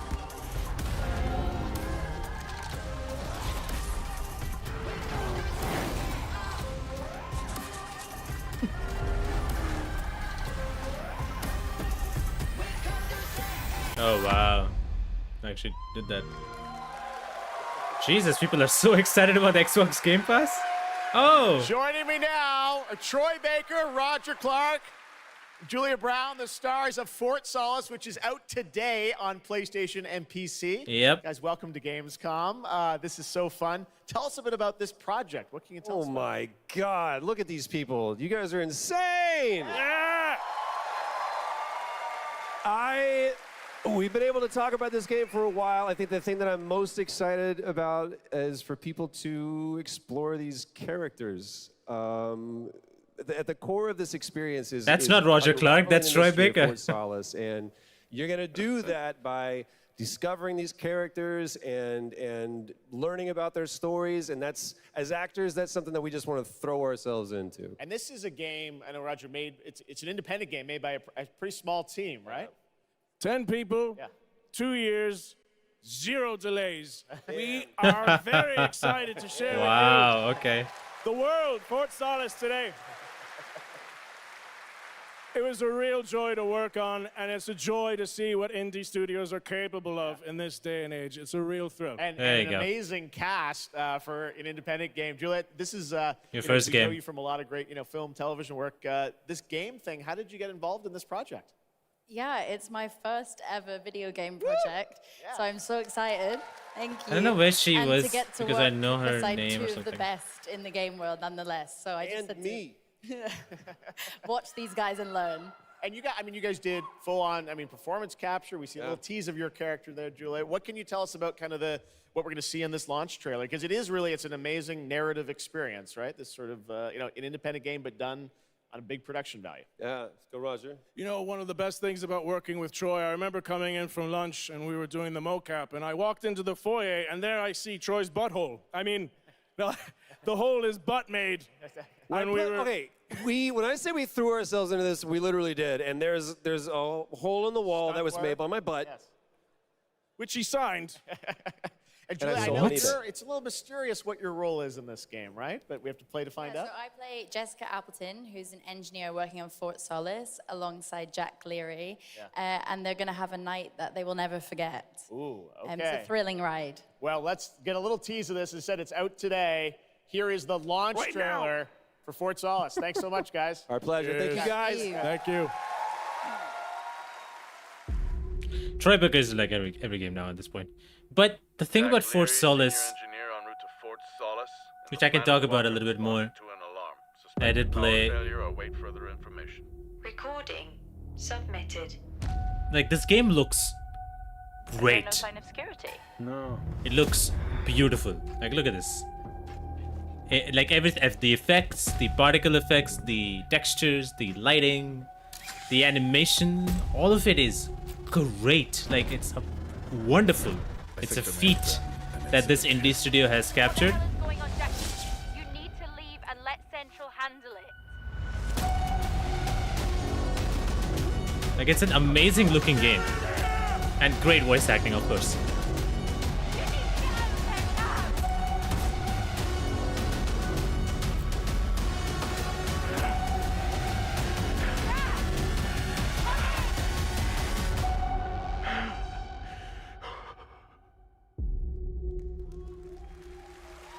But yeah, it's a good looking game, but it's boring. That's what I will say about this game. It's a very boring game overall. A new game from Focus Entertainment and Saber, the continuation of the ultimate off-road experience. From Focus.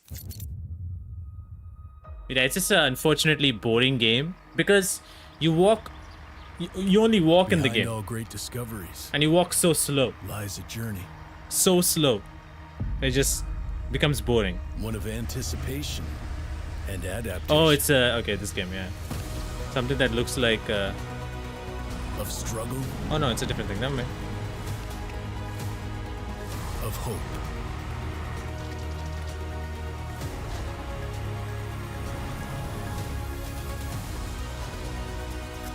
Each step matters. For every obstacle, there's a solution. Man, a lot of people play these type of games. I tried what's it called? Snow Runner? A tool. Metal detector.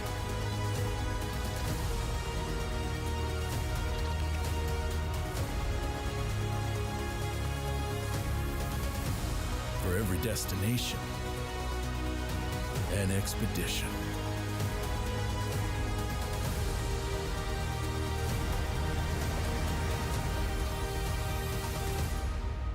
Sorry. I'm just not into this game, so I'm just looking at something else. Crew Motorfest. Our next stop, the Crew Motorfest, a vibrant open world, welcomes you to the ultimate festival for car lovers, Motorfest. Here is the brand new trailer. From Ubisoft, that doesn't look that great because of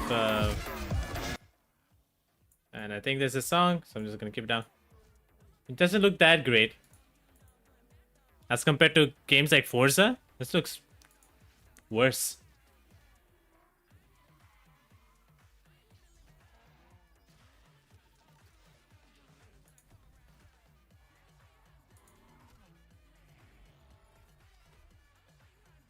Yeah, it just looks worse somehow.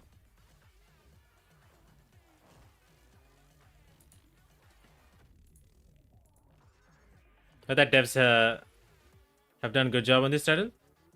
On this? I don't know.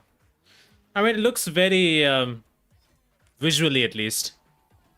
And I can only speak on visual at this point. It just looks dull as compared to Forza games. And it looks very similar to Forza. The way, at least it looks like here. All, I mean, it's Crew, obviously. So it has like, you can change cars, and I think. Because Crew 2 was there, at least. Where you could change on the fly. So I don't know. I mean, it might be good. Who knows? Free trial. That's new. But yeah, maybe it looks good. I mean, maybe it plays good. I don't know. But it just looks, visually at least, not so Crew appealing. Motorfest comes out September 14th, and the brand new Lamborghini Revuelto is on the cover and playable. And we have a special the O&L new announcement Lamborghini. for everyone watching between September 14th and 17th. A free trial will be available of the game, offering 5 hours of gameplay on all platforms for the Crew That's lovely. Motorfest. I like that. If you play 5-hour trial, if you like it, All buy right, it. moving Don't like it, on. move along. With CD Projekt Red gearing up for the release of the spy thriller expansion to Cyberpunk 2077, Phantom Liberty on September 26th, the studio is ready to share a new look at the wide range of overhauled mechanics Still need coming to the play game. And as you're about to see, the base game. a lot has changed. Let's check this out. Oh yeah, a lot has changed. Presentation is similar. Yeah, presentation is very similar. Okay. Yeah. Let's go. I still need to play the base game. I have to finish it. My favorite merc. Welcome to Dogtown. The game actually, the last time I played it, I played very well. So, Coordinates provided. but they've changed a lot in the game. Get your ammo, assault rifles, tactical gear. Hands, thinking of buying some iron. The logical choice. Oh, new weapons. Damn. The hell is that? Home stretch. Getting a ripper to overclock your chrome. You design. Whoa. Not a bad idea. Okay, I'm ready. Get this show on the road.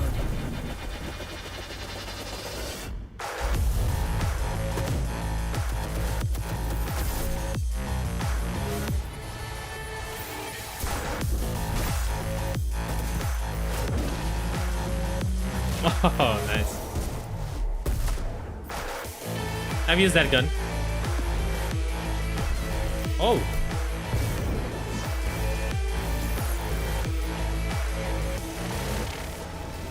Relic skill tree. Spatial mapping. Oh. Limiter removal. Job done. Premium work, V. I'm closing the gig and New sending you vehicles. a little bonus. Something that will spirit you home safely.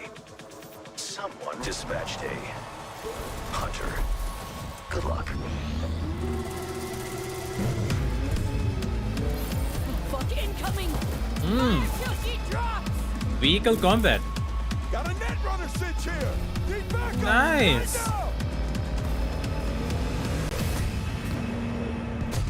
All nearby units. We got a situation in Watson. Roger, dispatch. We're on our way. NC police, for fuck's sake. Oh man. Good to see that. Good to see this. Let me put it this way. Very good to see No this. gun, no fun. We never had, at least the base game initially didn't have it. Time to tilt out. Fuck, that was close. Bravo, V. Combat AI overall. This won't mark the end Dynamic of our events. You design collaboration. cyberware. You will hear from me soon. This I guarantee you. Nice. Again, need to finish the main game before I can It's so jump close, into this. and here to talk a little more about what we've just seen is Yulia Primok, gameplay designer from CD Projekt Red. Yulia, welcome to Gamescom. Hey, I'm excited to be here today. Well, we're excited to get in depth about what we just saw. Why are these ladies so beautiful, man? We just saw a lot of upgrades and changes that are coming to Phantom Liberty. Where do we even start? So basically, we've prepared a major overhaul of the gameplay experience. So for example, with our absolutely redesigned perks system, Just beautiful eyes. many cool play Sorry. styles Just and looking at many it. cool abilities to try out. For example, deflecting bullets with your katana, or just grabbing your enemy and throwing that enemy around. And on top of that all, we also prepared a new relic tree that will allow for to empower your cyberware even further. Wow. It seems like players, can even further customize their playstyle to suit their taste. We also saw in that video a lot about vehicles and how vehicular combat is even being upgraded, right? Exactly right. So vehicle combat is a massive addition. Players will be able to shoot their guns while driving. They will be able to use mounted weapons like and rockets. And on top of that, they also will be able to take She's just remote pretty, man. I control can see her over all day. vehicles to, for example, crush them or into like some group of enemies. Wow. And, sorry to interrupt. Yeah, one more thing is that car chases are gonna be a new, renewed experience with the revamped police system. Okay. Well, it seems like you're upgrading, you said, across the board with a bunch of different things. And thank you so much for coming out to tell us about it. Like the trailer showed, I know you have something else to announce, though, that wasn't in the trailer, right? Exactly right. So I'm really happy to announce that a lot of what we've just seen in the trailer will also be coming to Cyberpunk base game for free. Oh, for nice. current gen consoles and PC. Nice. Okay. Nice. 2.0 update. Exactly. All right. Well, I cannot wait to check it out next month. Nice. Thank you so much, Julia, for joining Well, us here. there was a big question whether they will add it to the base game or not, because All right, whatever, tonight but they we've did also it. got an Good. update on the science fantasy strategy game Stormgate and a first look at one of the factions, the Infernal Hosts. Stormgate is a spiritual successor to classic real-time strategy games like Warcraft 3 and StarCraft 2. Okay, yeah, it's a name that I know. Armies fighting for control of Earth's future. Today Nothing we too have bad another look against at our it, second faction, but the whatever, Infernal I'm just gonna Hosts. reduce the Infernals volume a live and little bit. die by the code of I think with Cyberpunk, I still need to finish the first base game. At the time when I got the game was when 2020, whatever.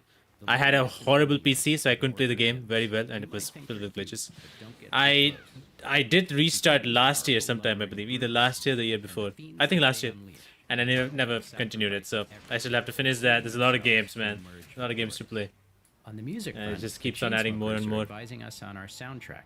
So they need We're to working stop. with composers like Frank Klepacki of Command Oh my and Conquer. goodness.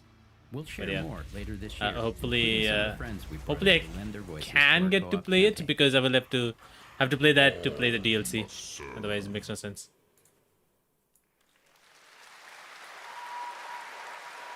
Gamescom always strives to help our environment, and all of you can help make a change with a donation to the Gamescom. Any exciting Force. games they announced? Now to Not present exactly, Gamescom Green Jaden. Studio of the Year. No, Please they join did me in announce. welcoming Lisa Pack from Playing for the Planet. Sorry. Lisa?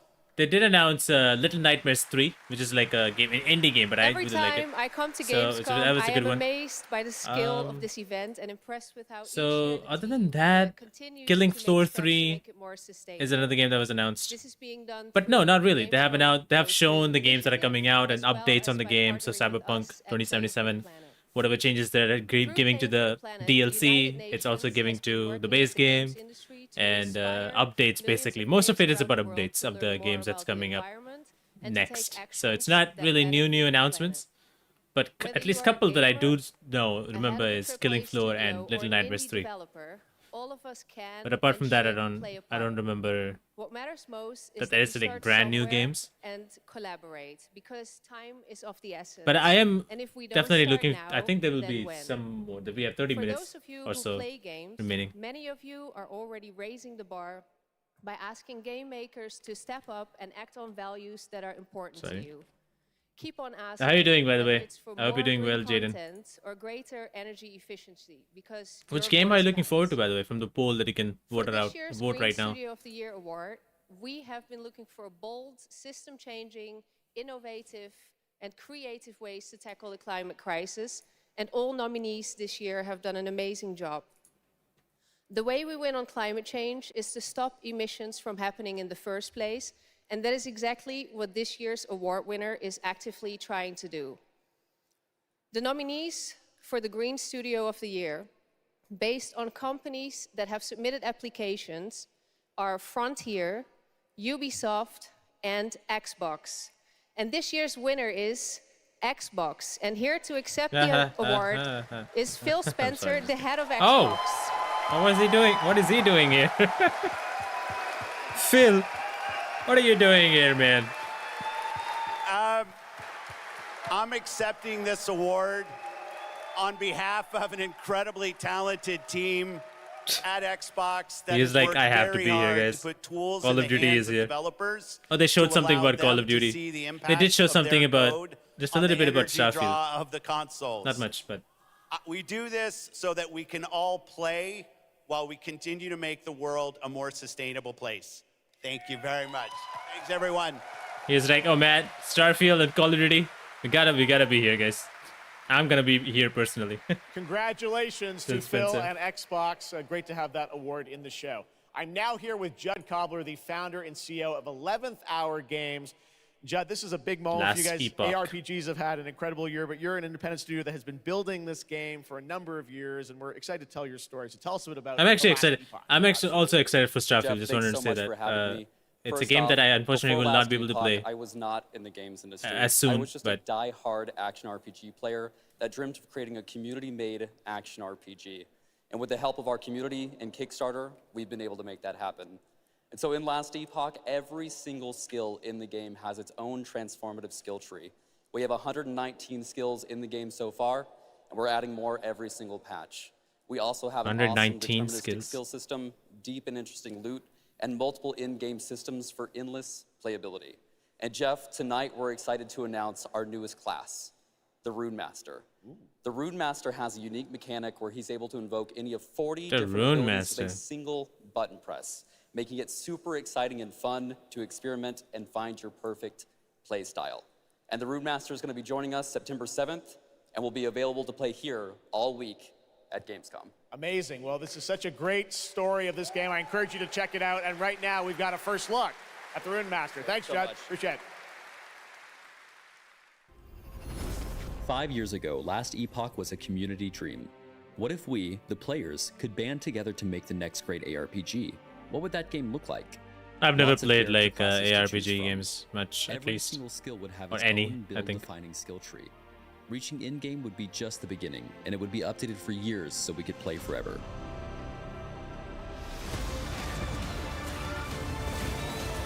Last Epoch makes crafting and finding items super rewarding. He's reading off a script. Again, it's genius. I think this is the most innovation we've seen in a trade system in an ARPG in at least a decade. Of course.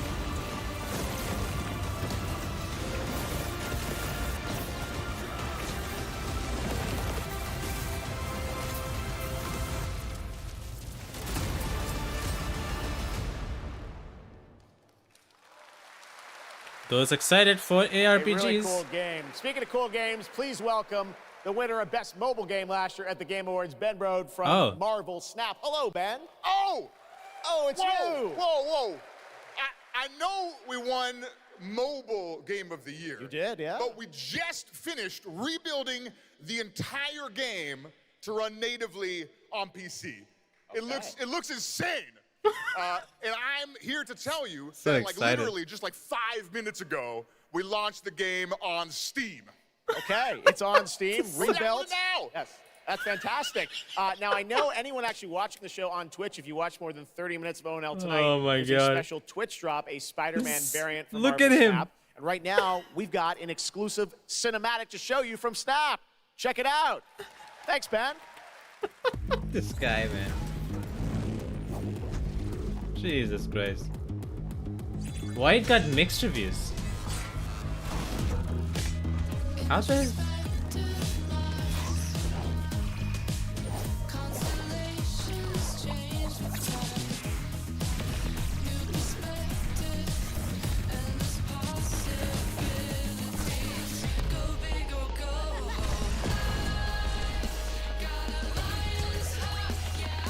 Oh my god, I forgot that there's music in here. So I don't know how it's gonna be. Just realized now. Took me a while. Well, it's a mobile game initially, free to play. So now on PC. Well, not now on PC. I think it's been on PC for a while. I think it has been on because there's like 72,000 or thousands of reviews at least on Steam. Ready to get out? I know there's a lot of good games. Xbox. Oh my god.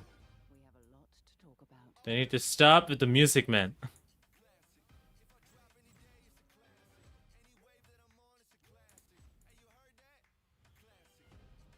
Sims. I get it. I don't have it because I don't play a lot of games on Xbox.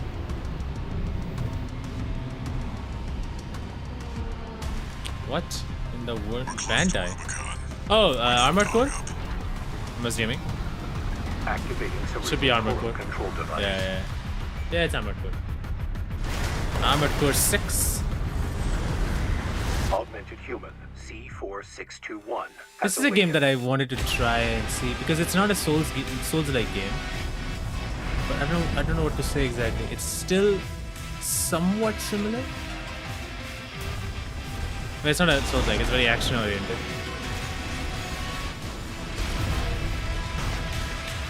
Call sign Raven. Priority subject for termination. High on the list.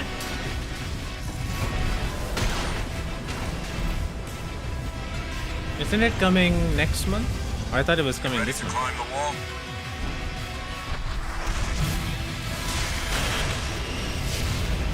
A call response from the generator. Why hide Jesus. this call sign?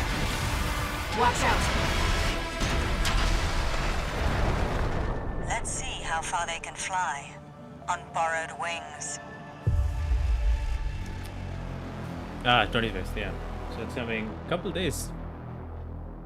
I actually wanted to try this, but it's not on Xbox Game Pass. Both disc and digital version. Form like scars. Oh my god, I know this song. Cut deep enough. And they'll never fade. What is this? Or be forgiven. I ran. I begged. I stole. But I survived.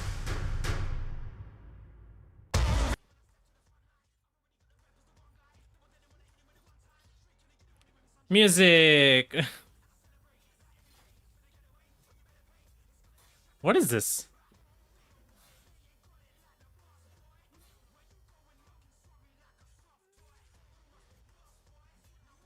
Somebody made a like went on Premiere and slowed it down because you could see the things, anomalies, I guess you can say, when you slow down footage which are not 60 FPS. Oh, which are not 120 FPS, whatever.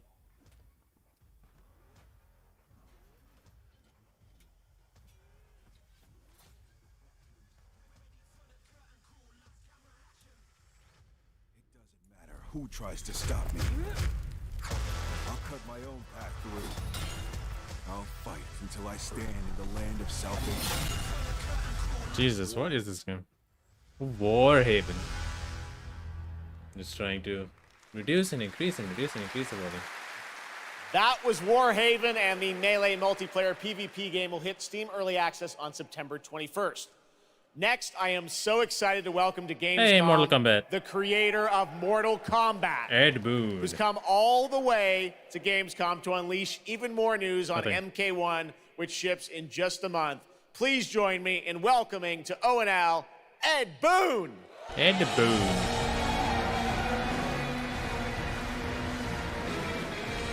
It's a wonderful music. Hello, Ed. Hey, Jeff. Fancy seeing you here. Well, we had a lot of fun with you at Summer Game Fest revealing the first gameplay of MK, and I gotta say, every trailer you drop just gets crazier and crazier. So what did you bring to Gamescom? We brought another, probably our craziest trailer of all. You Oh, know, gosh. since we introduced What the did they gameplay do? at Summer Games. Summer Game Fest, we couldn't believe the reaction people having to the game, and they've actually gotten their hands on the game, which has become even more exciting. I can't believe the crazy stuff people have come up with, combining the main characters and the cameo characters. It's been a riot. But this trailer we have here should give you an even better idea of just how insane things get with this game. Okay. There are some reveals in it. I gotta say, this is such a great asset. You guys are gonna enjoy it. Here it is, Mortal Kombat 1, the brand new trailer. What? They're doing something crazy with Mortal Kombat, man. Can be both alien and intoxicating to Earthrealmers. While our realms are at peace, there are Outworlders who would prefer us to be at war. General Shao.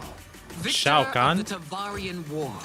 Conqueror of the Quatan Plains. I played Mortal Kombat. All of Outworld is grateful for his service. What is Shao Kahn doing? Jesus Christ. You would consign us to endless war. Better that than be Liu Kang's lapdog. Did not your illustrious father teach you that war is the last resort? Do not forget that, General. Forgetting her name.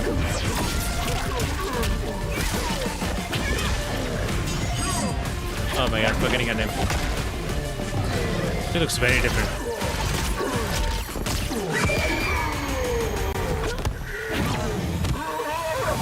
We gather once again to honor my late husband's legacy, to continue the tournament that he founded with Lord Liu Kang. Empress Sindel. Let us meet your champion. Earthrealm's champion is Raiden, Your Majesty. Hey, Raiden. Is it me? Or is Earthrealm's champion scrawnier than usual? He has earned his place by embodying the very best qualities of Earthrealm's people. I am ready, Your Majesty. Whom shall I face?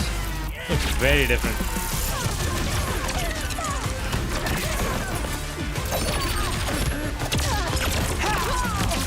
Oh, nice. We will destroy your champion, Liu Kang. He will taste no victory.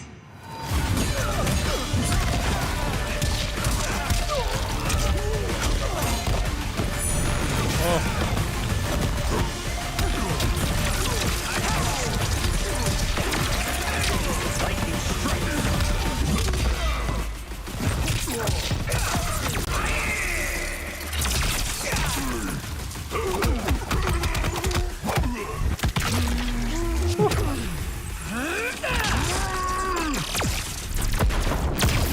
Oh.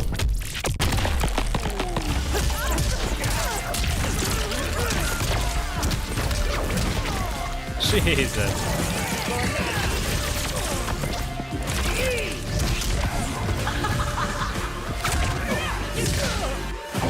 What happened to her head?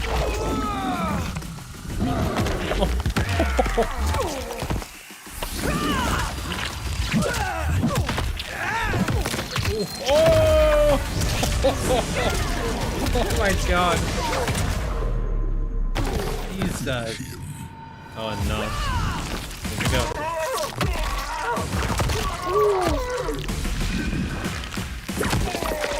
Oh! Who's your queen? Oh my god. Jesus.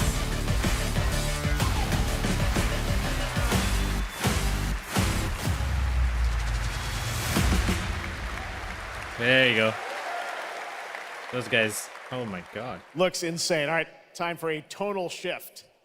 There, History Untold is making its first event appearance this week at Gamescom. This turn-based grand strategy game is about building and leading a nation. Mortal Kombat just alternative history. kills everybody. Here is a first look. I'm excited to play that game actually. They have a pretty good story. Ed Boon and their story, very good. Mortal Kombat and Injustice, their stories are amazing. I want an Injustice 3 too, but like, anyway, I just really like the Ed Boon games. They have done such a good job. Great stories. For stories at least. I'm horrible at fighting games. We should have like 20 minutes. I don't know if they're gonna show... Where's Alan Wake? Where's... That was supposed to be Let's go Death Stranding. back to the beginning. Or maybe not. I don't know. There. Assassin's Creed. The Which one is world it? untouched. No thrones ascended. No history yet written. Just people waiting to be led somewhere extraordinary by you.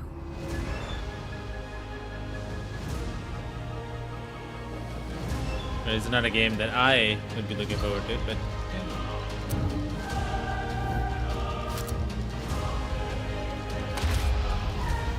Will you be wise? Will you inspire?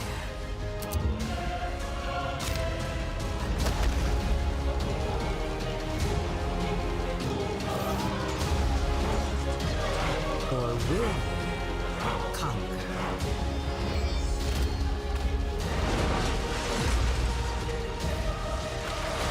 this looks fun. Not a game that I'm looking forward to anyway. However you choose to change the world, one thing is certain. History will never be the same.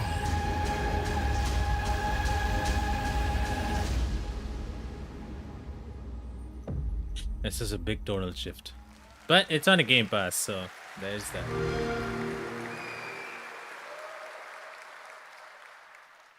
Blizzard has had a long history here at Gamescom, and in its latest game, Diablo 4, it arrived in June and will be supported for It's like years Blizzard, to come with and I was like, seasonal content. ah, Their first season of Overwatch. The Malignant is now underway, but in a bit of a surprise, we're now about to share with you the first news on the next season coming this fall. I don't know if anybody's happy with Blizzard, but Diablo is great. I like Diablo 4. No one would miss. Dead. Discarded. I've been playing Diablo 4 actually. Their throats So torn good. open. The And Blizzard church are always good with ignored the cinematics, so. killings. Even as fear mounted like the bodies. The desperate and the brave fought to end the corruption. But they were too late.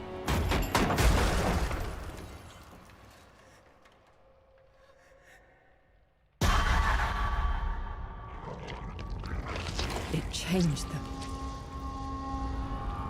Killed them. Jesus. Brought them back. Hungry. I have fought this plague a long time. We need something different. A survivor with all of their strengths and none of our weaknesses. Someone unexpected. What did he throw?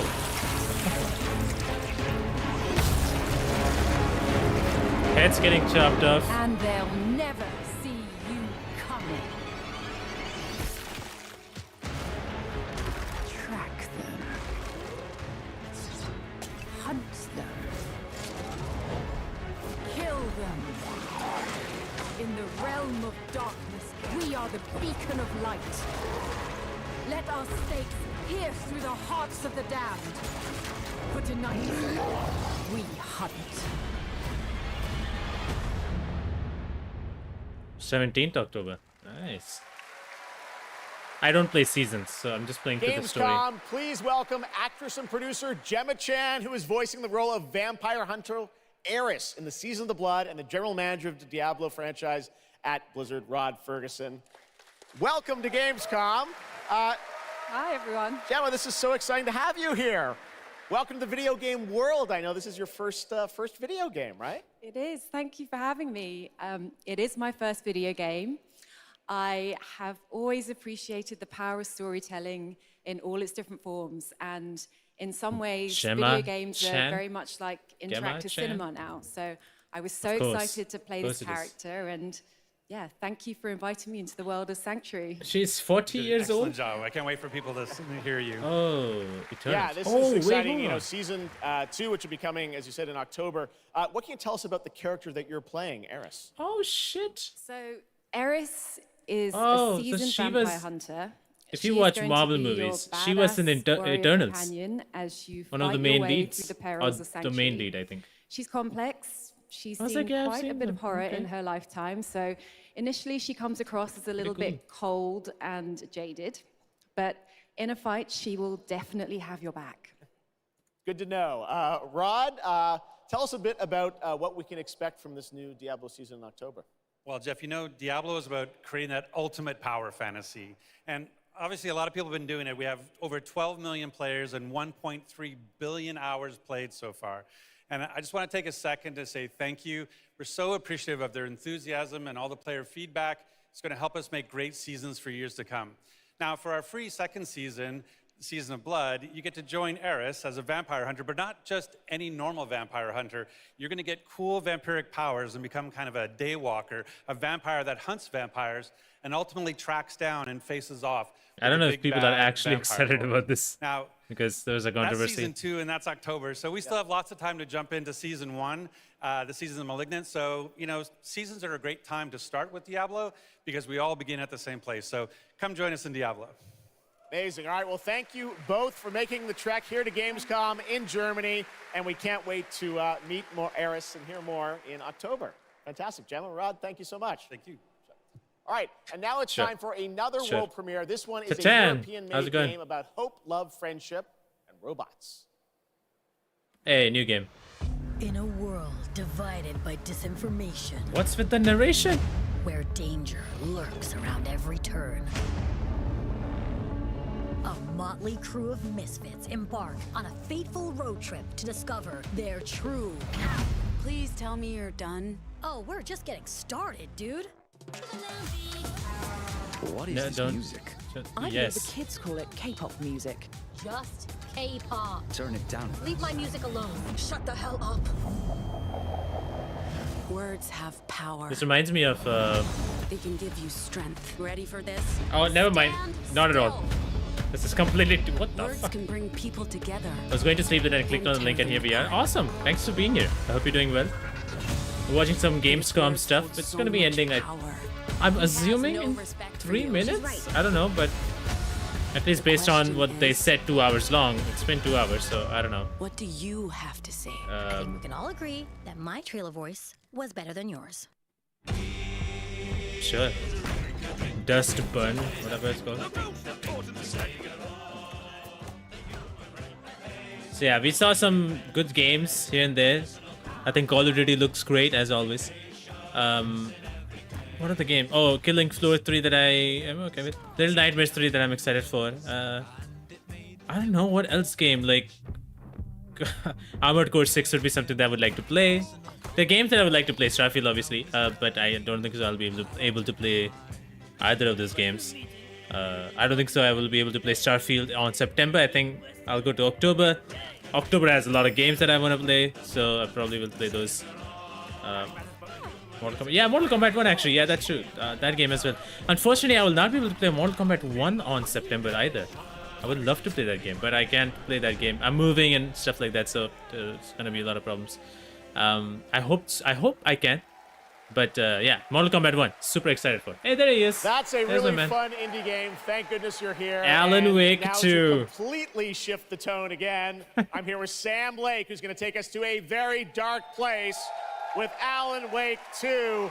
Sam, welcome to Gamescom. Super excited. This game is coming out in October, and we've had so much fun. We announced this a few years ago at the Game Awards and at Summer Game Fest. We met Saga Anderson and heard a little bit of her side of the story, but everyone's been asking me, and I certainly expect you, what about Alan's story? What can you tell us about what it's like to play as him?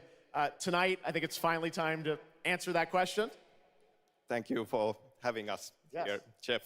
Yes, finally, it's time to show our title character, Alan Wake, and his struggle to escape the nightmare dimension of the dark place, where he's been for the last 13 years, ever since the first Alan Wake game. Wow. Long time. We've been waiting a long time to play another one. We're going to see some footage I'm here. super and I know excited you're for this using game. live action as well in it, right? And it's going to be kind of really blended together in a cool way. Yeah, the dark place is a dream reality, and it keeps drawing from Alan's mind. I know, his it's a lot of... thoughts, his Actually, fears, October has a his lot writing. of good games. So And he comes from New York City.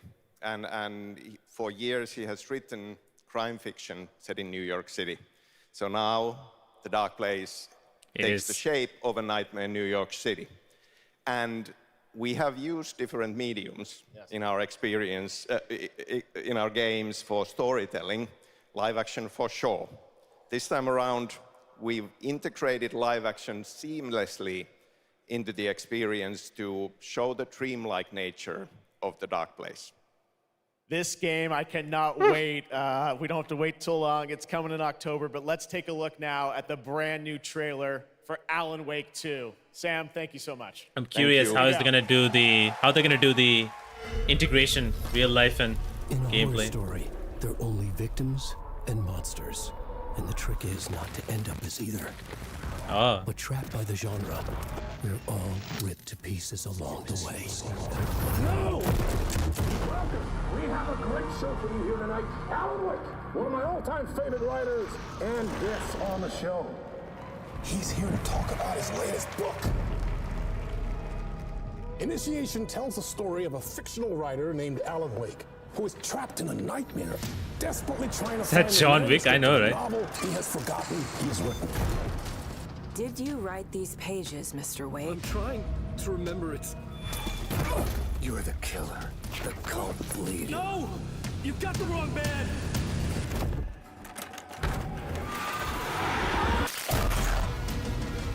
It's my fault. He got out. Wake has a double. Where is he now? Oh. I don't want to be in the story. Just write me out of the story. Is this good looking?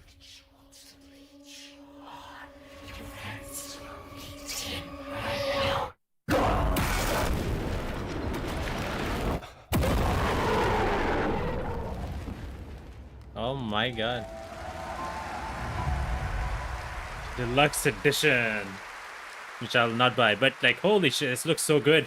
That looks So excited. absolutely amazing, and that's going to do it for Opening Night Live. We have so many amazing games coming this that fall. I was want to it? thank That all was of you for actually being it? here tonight, watching online. Jasmine, thank you for co-hosting.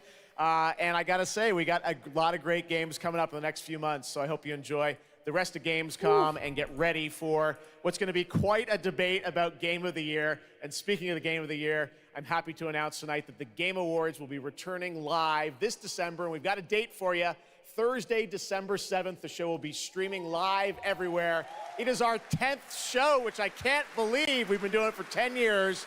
We'll be live at the Peacock Theater in LA on Thursday, December 7th. Kept us I hope waiting to till see then, I that. know, It's right? going to be a very, very special show. Thanks again for watching Gamescom Opening Night Live.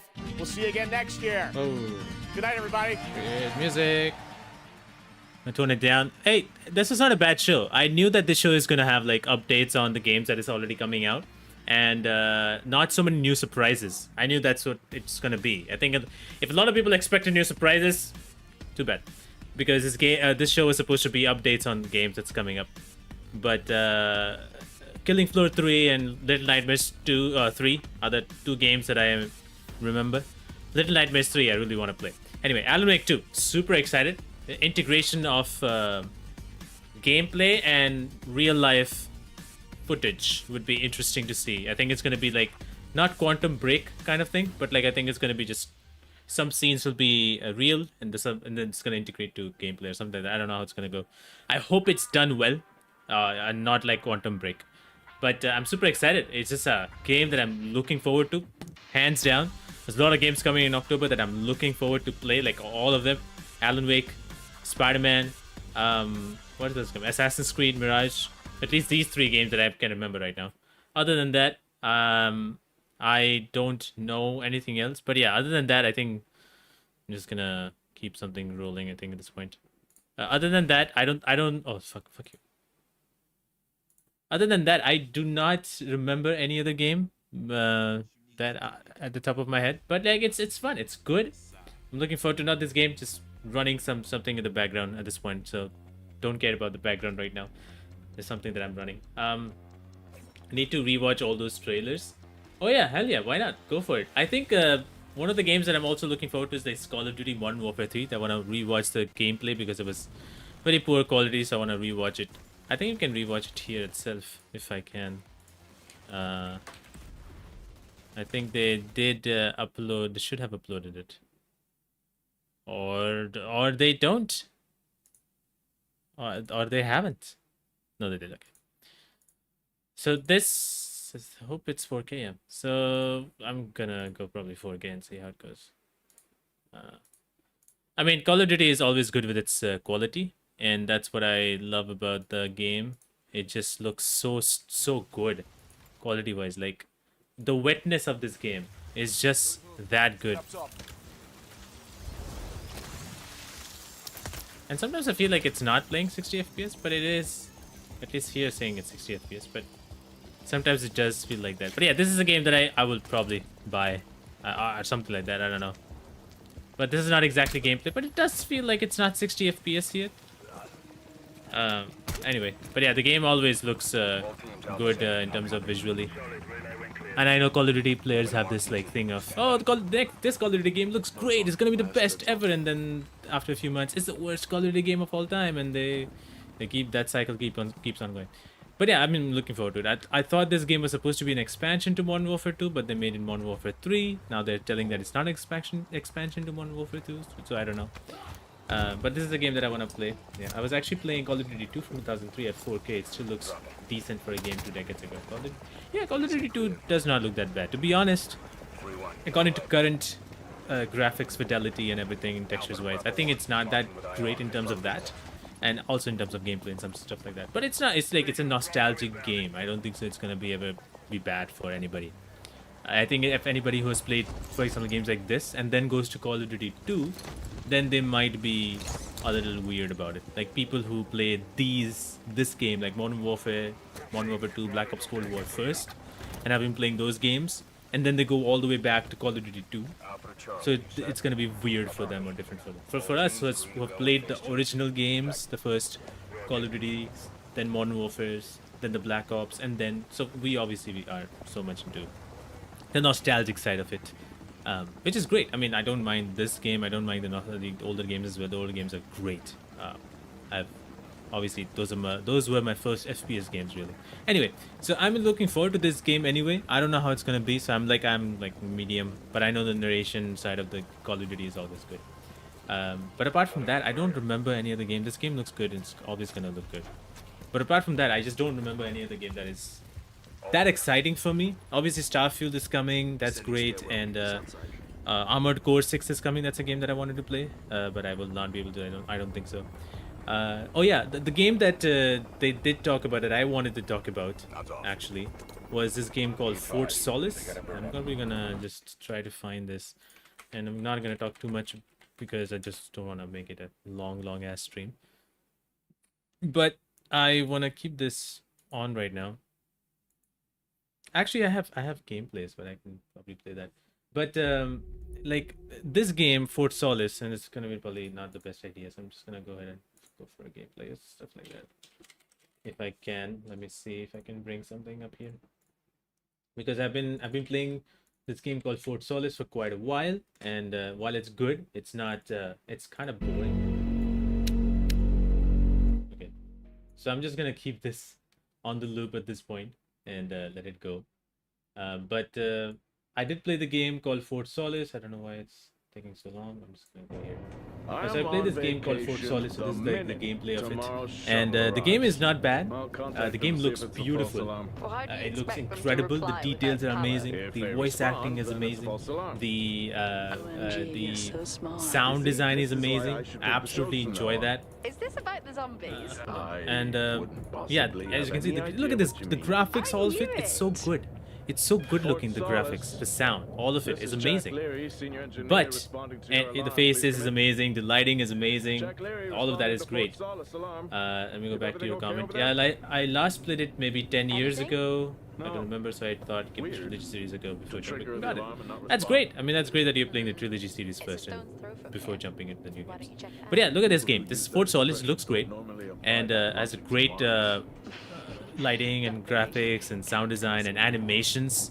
This game has detailed animations, like really detailed animation. Everything you see, like there's the moments where he would, there's tape recorders, and he would take out the memory chip, and then put it in his kind of a thing that he has on his wrist.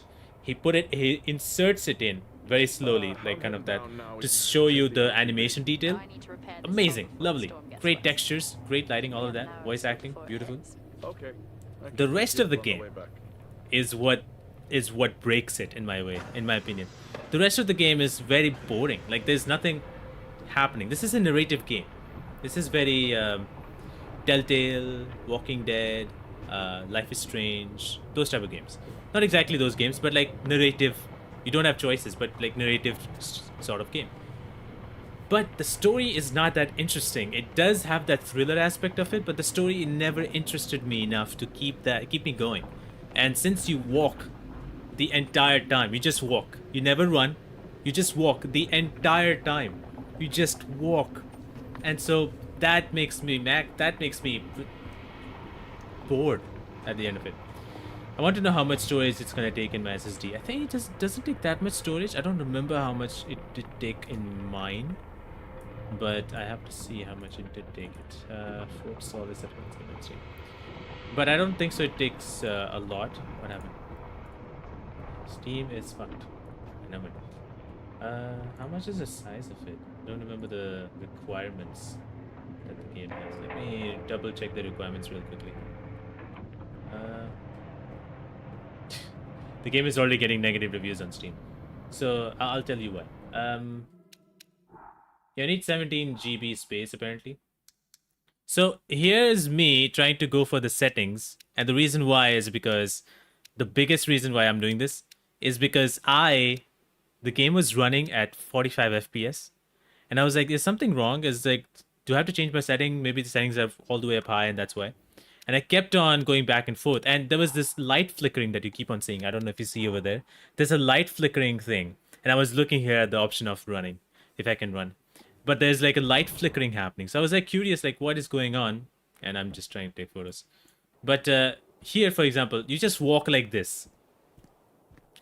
All the time. And that really fucks me up a little bit.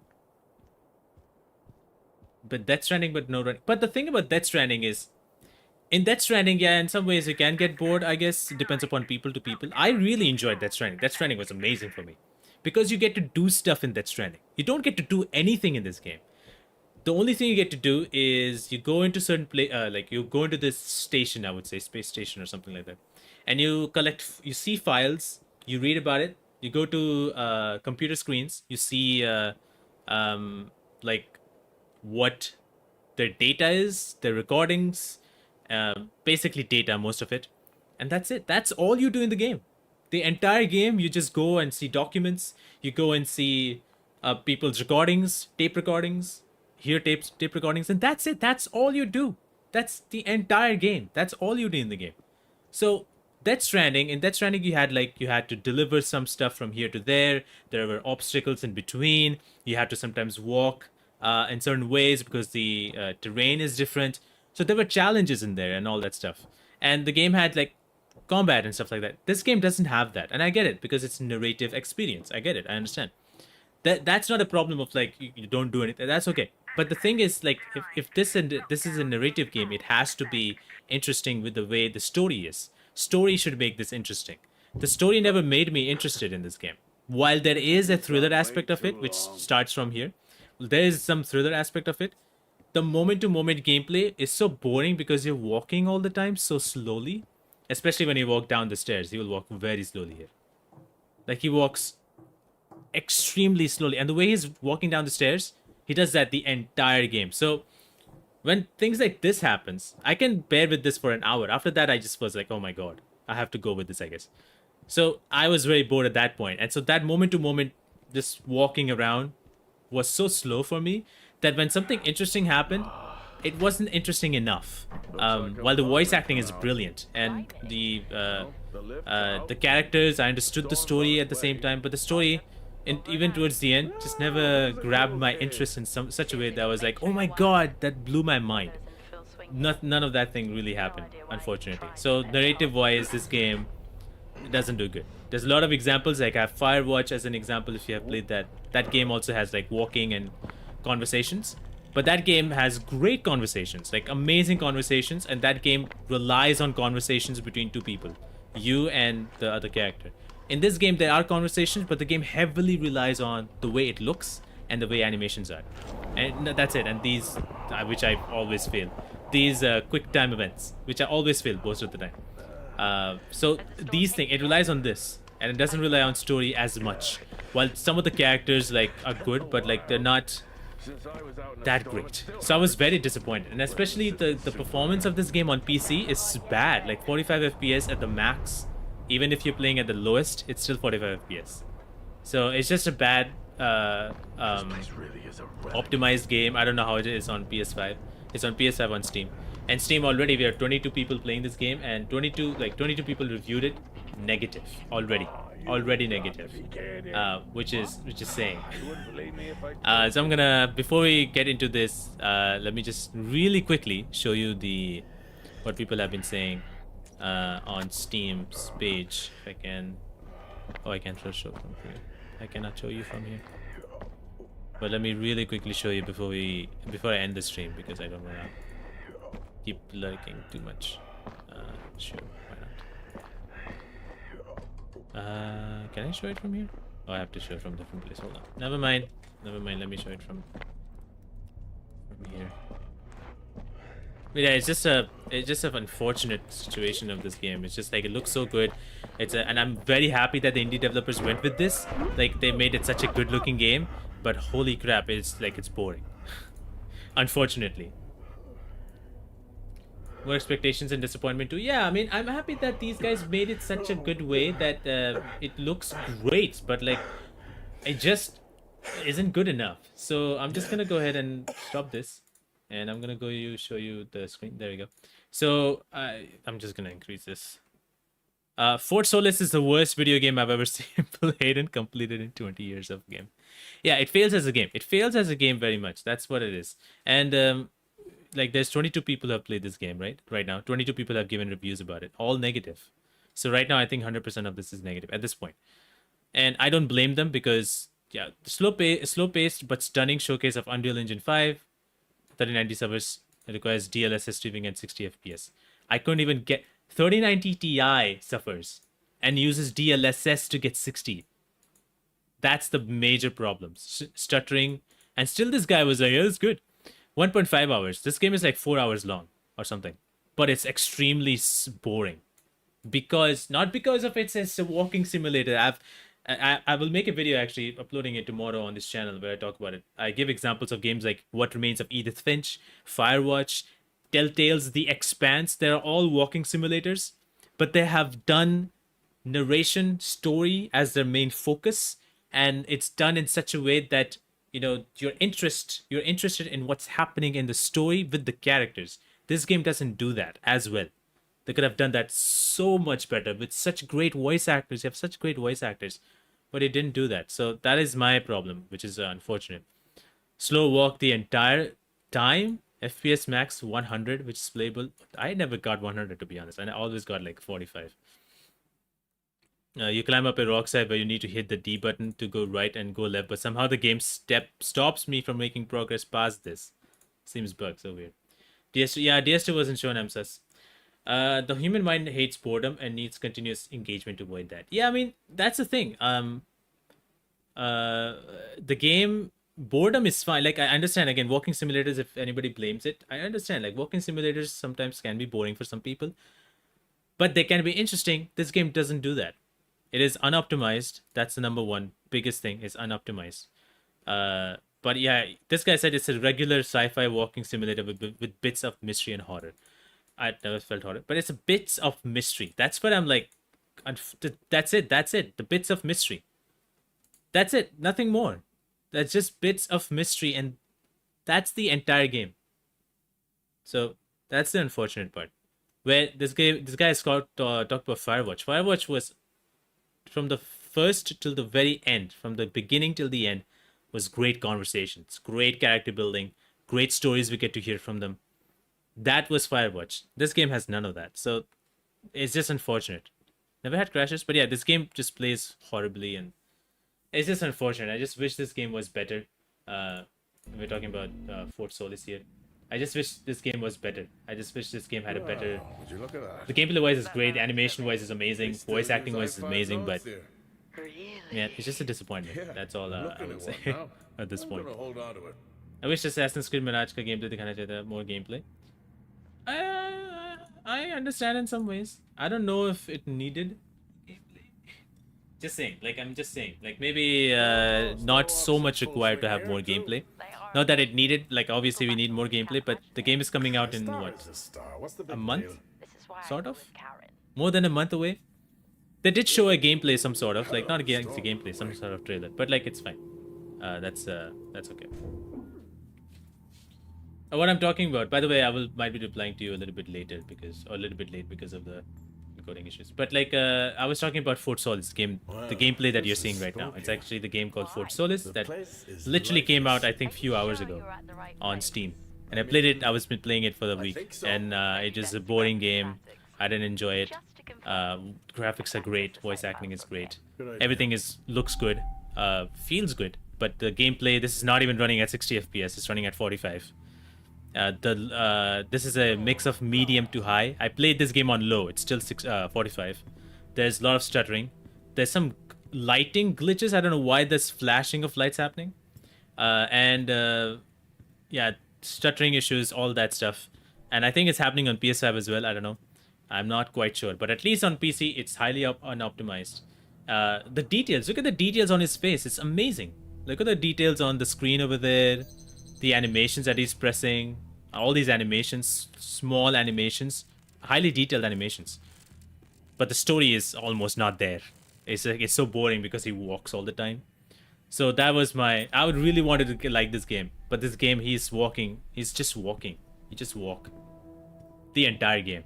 I don't mind walking, but I want a good gripping story for me to make me want to walk from one point to the other point. You have a map like this, which is, I find it ridiculous, this map. Even though it's cool, it's just ridiculous. But you have a map. I had to open this map so many times and I couldn't understand. Anyway, so I want a gripping story for me to walk from one point to the other. I'm willing to walk, but if the story is good, then I'll play.